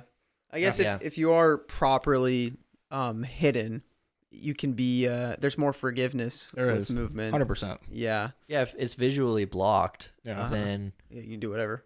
Especially if you have an excited pup, Oh yeah. Yeah. Well, and part of the movement thing too is like knowing, when you're pie facing them or when you're just staring. Like I don't know how many times we have guys out with us and like we're working a big, like for what us is like normal, 50, 60 ducks or whatever. That's a big group. And these guys are like, and you're like, put your face down, chief. He's like, yeah. And then he's like, no, more than that. I'll tell you when to look up, okay? Yeah. Oh, okay. Use reflection on the water. Yeah. Yeah. But are you more of a face paint guy or a face mask guy? I've always been face paint. Yeah. But I don't even. I mean, I do now, but for a while there, like I didn't really do much. Yeah. Because I'd grow my beard out really bushy and stuff, Uh-huh. and I would just put a little bit like on my cheeks. Yeah. So I Yeah. can watch when I call. Mm-hmm. But yeah, like I'm a big face paint guy. The mask is, I don't like having to like blow through the mask. Yeah. Oh, You know what I mean? Yeah, uh-huh. I found that. They have like the yeah. little Yeah. crow's mouth cutout, which Uh-huh. I don't know. I It's like. kind of goofy. Yeah. Yeah, it just I don't know. It just feels weird, you know. Yeah. But I mine- wear like a neck gaiter. I wear a neck gaiter a lot too. Like when it gets cold out, Oh yeah. Oh, Yeah. yeah. Uh-huh. and then you can just kind of cheat that neck gaiter up a little That's bit. what my main hoodie has a like a neck gaiter. Oh, built is it into one of the Sitka ones? No, it's Cabela's. Well, don't the But- Sitka ones have like the hood and then they have the like face mask? Yeah, and it's comes it's up? basically the Cabela's version of that, Yeah. and it goes right up under my eyes, hmm and so but once again, kind of messes with your calling. But you can blow through that material. I practice blowing through it, and Yeah. it's fine, you know. And then I have the bill of my hat covers. Yeah. But you know, you still can't help it. It's like looking up is Yeah. you know you gotta see Oh, what they're yeah. doing, but at the same time, I've like almost like self-trained to, or not self-trained, but like just through like hunting a lot. It's like I don't even like look at the birds unless I know like they're on the corner or like they're doing like I'll watch them come around the corner and they'll go out and I'll start to see them break and then I'll Oh, just yeah. kind of tuck Mm. and then I'll just kind of like try to like peek. Like the blind I hunt out of at the pothole is like a stationary blind that has two big like 2 by 3 foot cutouts. Okay. So it's like I stand in it, I call at them, I Yeah. see them, and then I like have to like hunker down, Mm. and I'm like sitting underneath the Cover the top. like between the two holes, Uh-huh. and I'll kind of watch, and then they'll go this way, and then I'll shift this way, and Wow. you know, it's just like You think trying they're to looking like. for you in there, probably. Then my The dog's resident there, birds. Oh you yeah. know, and it's just like it's like 10 pounds of sugar in a 5-pound sack. so. Yeah. Man. Yeah, I mean, hide's probably number one. Okay. And how important is it that your dog stays still? Probably equally as Probably, important. Yeah, just as important, right? Yeah. I mean, yeah. I mean, to the best of your ability, keep them as still as. We've had them working with dogs out in the water.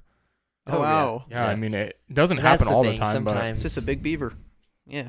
but pretty Yeah. much. I mean, unless you have a yellow lab, then it's a coyote. Yeah. You have a chocolate lab. You have a yellow lab, don't you, Tanner? Black. Oh, it's a Oh, black black. lab. yeah, she's a okay. black lab. Yeah. Okay. Yeah, I mean, your dog. I mean, should be still. Yeah. Mm-hmm. Everybody's different. Like I know guys that their dog stands outside of their blind, Yeah. in front of the Oh, blind. I've like, seen that too. just stands in the grass. You know. Just still looking up. Yep. Yeah. So Yeah. that's just kind of different strokes for different folks. Yep. Oh, yeah. That's right. Yeah. That's right. Great. Well, that wraps that up. Those are some good tips.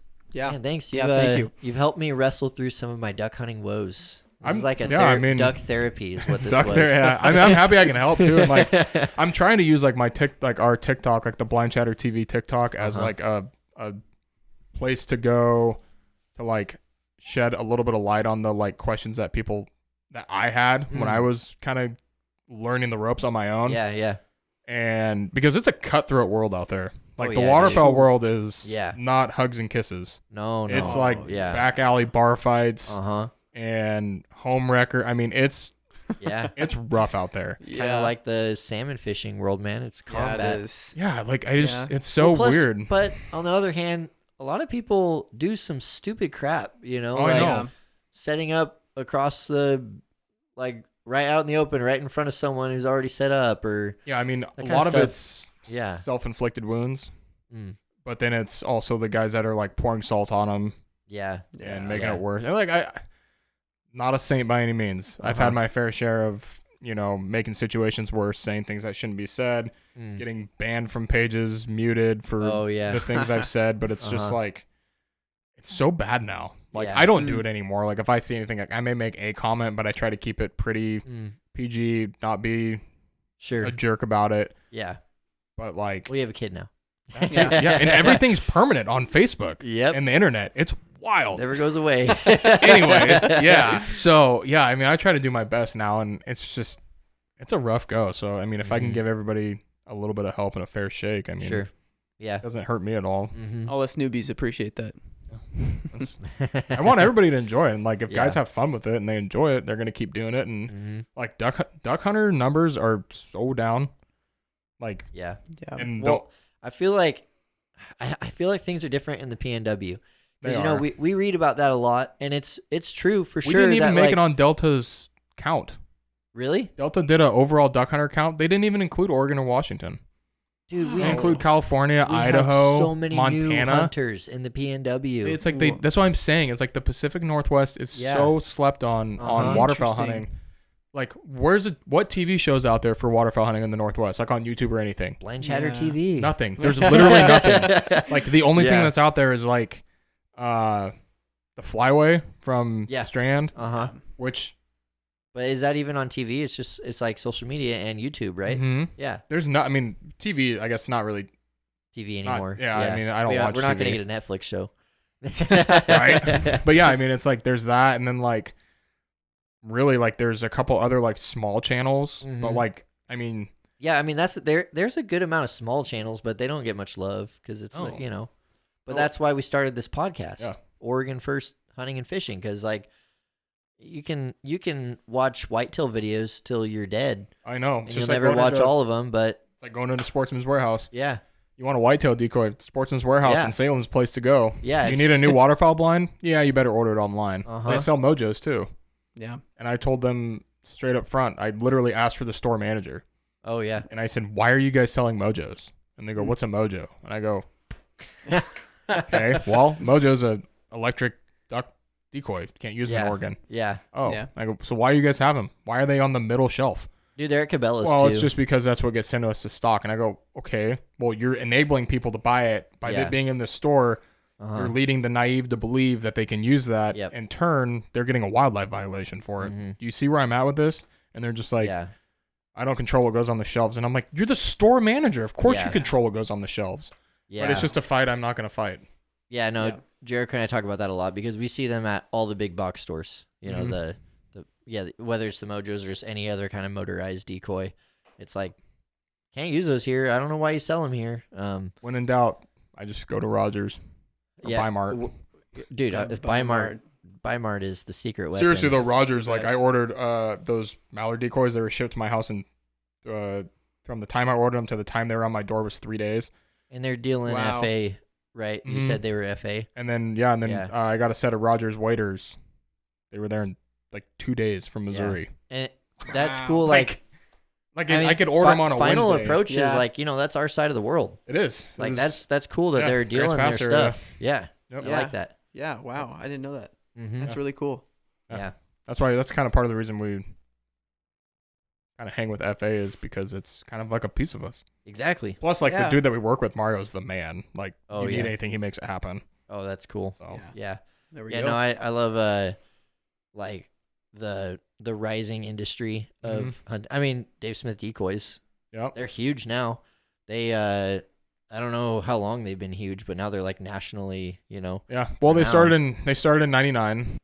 Oh, okay. Started back in 99, and they really, really blew up like in the mid 2000s when everybody started, you know, chasing cacklers, doing the goose stuff out here in the Northwest. Yeah. And then they kind of rode that wave for a while, and then they started kind of coming out with different stuff, the snow goose decoys, all that. And now they've got an economy line. Yeah. I mean, it's, you know, and I mean, I know what they did, and like I think it's great, but also like I think a part of me died a little bit when they did that. Oh, really? Because part of that DSD was like having the top of the line, having the hand carved stuff, having the stuff that's made painted, having that stuff that's made in your backyard in Lebanon. You go pick it up from Dave, and it's like now it's in big box stores.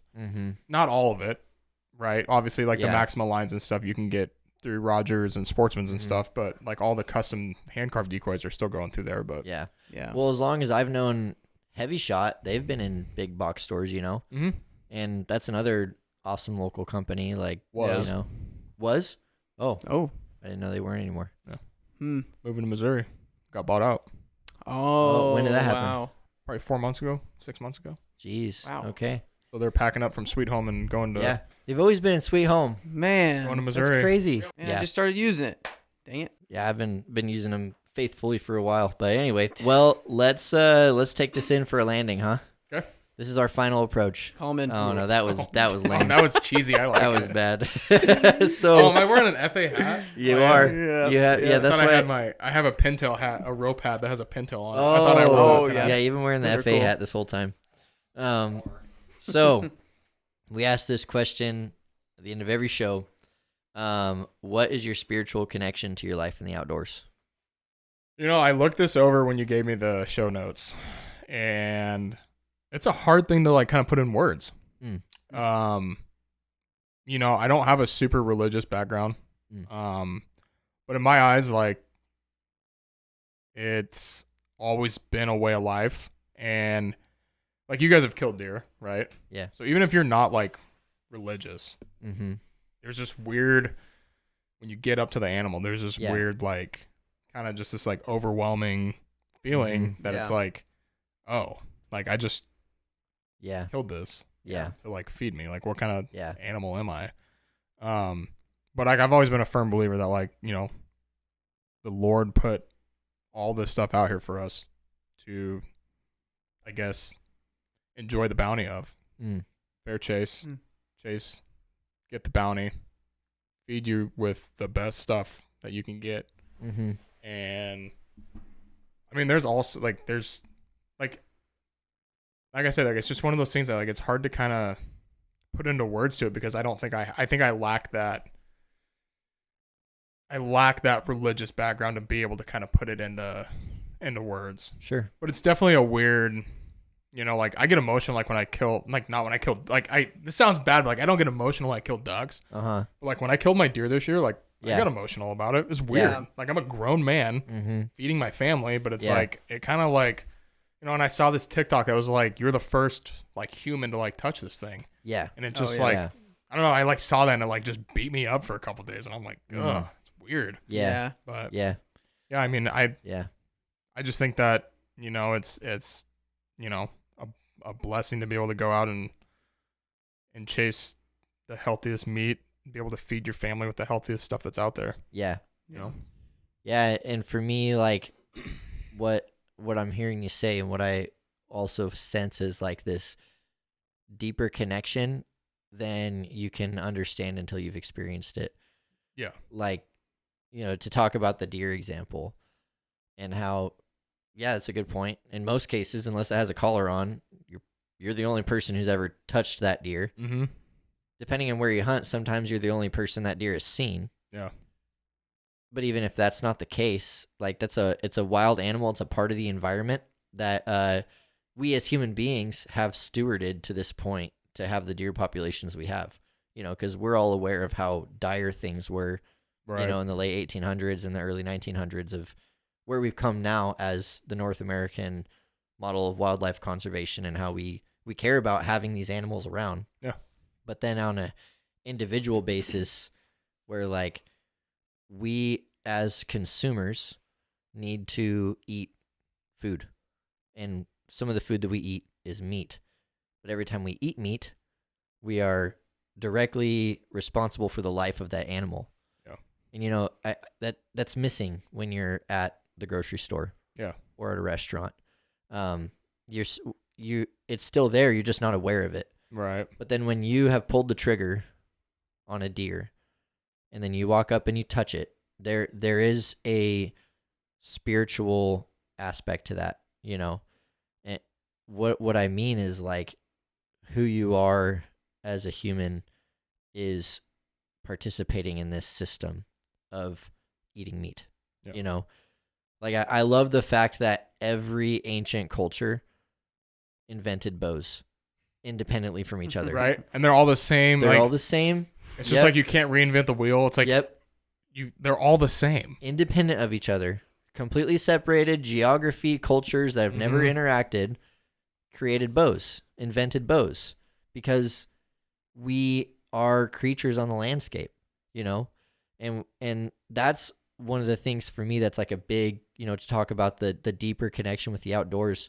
What I'm hearing from you is this idea of like, I'm connected to the outdoors because in that small way, in that moment when I have killed that deer, I am the outdoors. Right. I'm a part of it. It is in me. It is how I live. It is this, and I believe that I was designed to be that, and that this earth was created as a habitat for me, just as much as it's created as a habitat for the deer.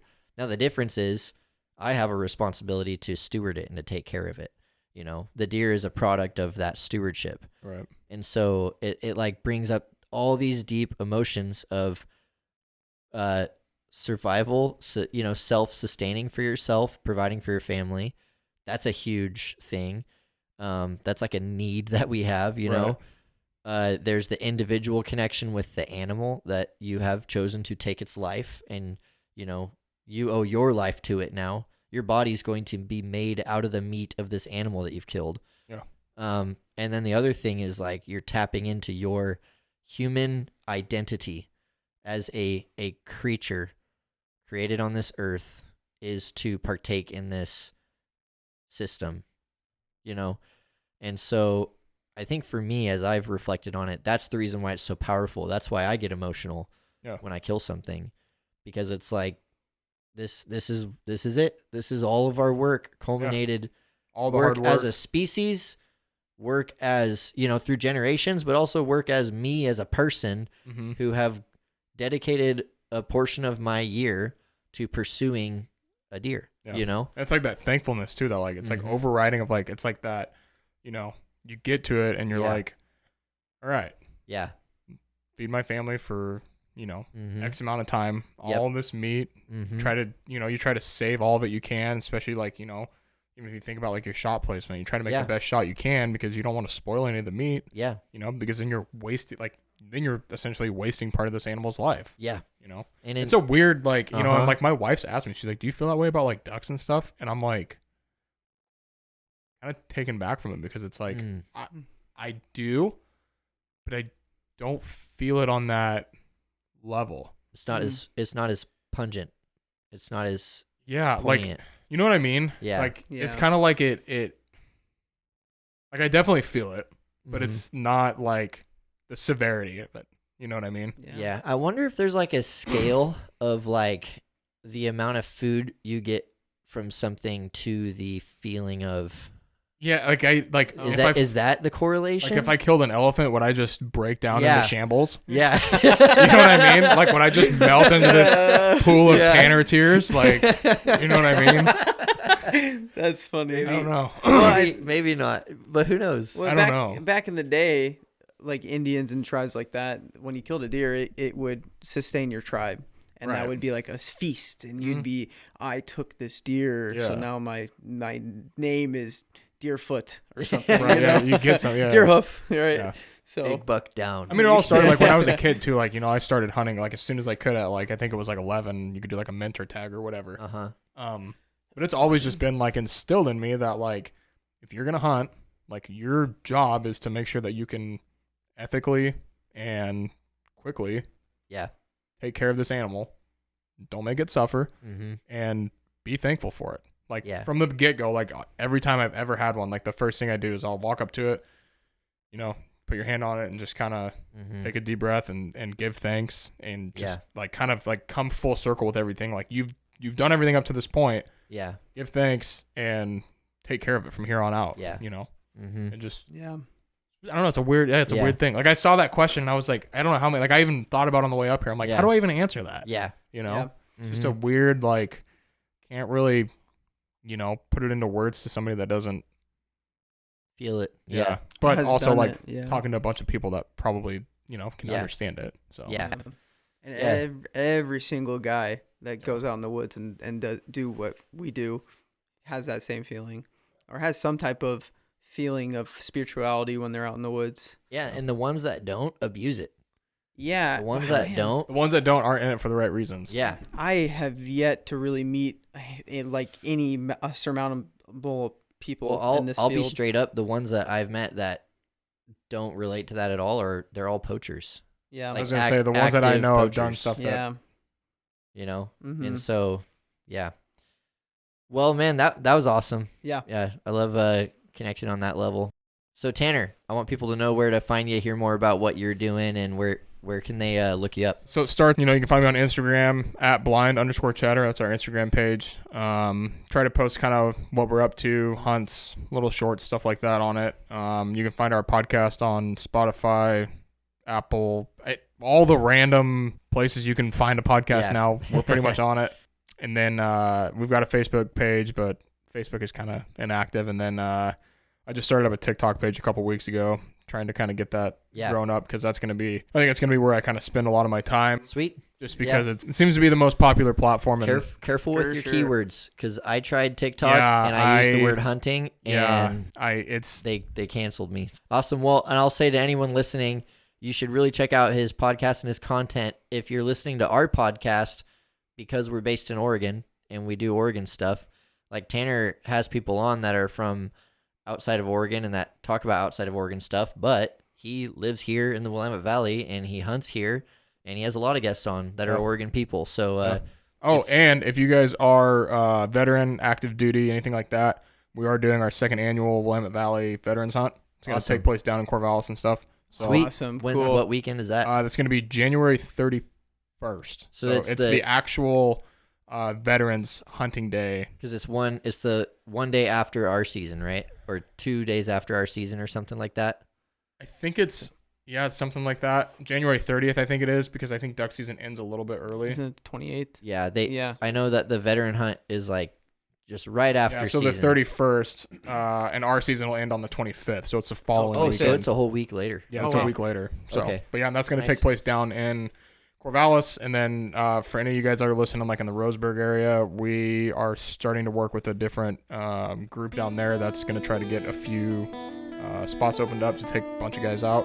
So if you're down in that area, down south, let us know. Same with up north in the Portland area. We've got guys up there that are wanting to fill some spots and try to do our best to give back. So super cool, man. Cool. Love it. Yeah. All right, this is a good podcast. Thanks for making the trip out, giving up some time away from your family. Appreciate you guys having me up here. Yeah. I'm Bryant. This is Gage. I'm Tanner. Thanks for listening.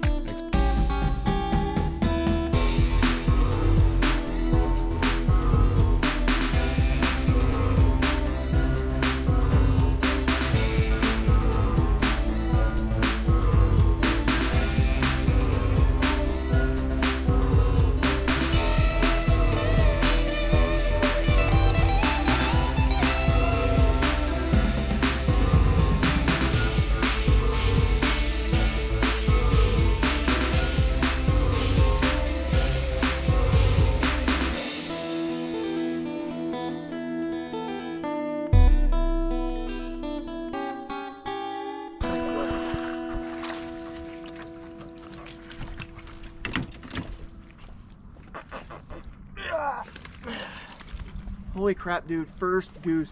And you called him in, dude. Yeah. Called in multiple different geese, but man, it takes so much work to call those things in, dude. You got to work them. Yeah. Hey, Rudy. No.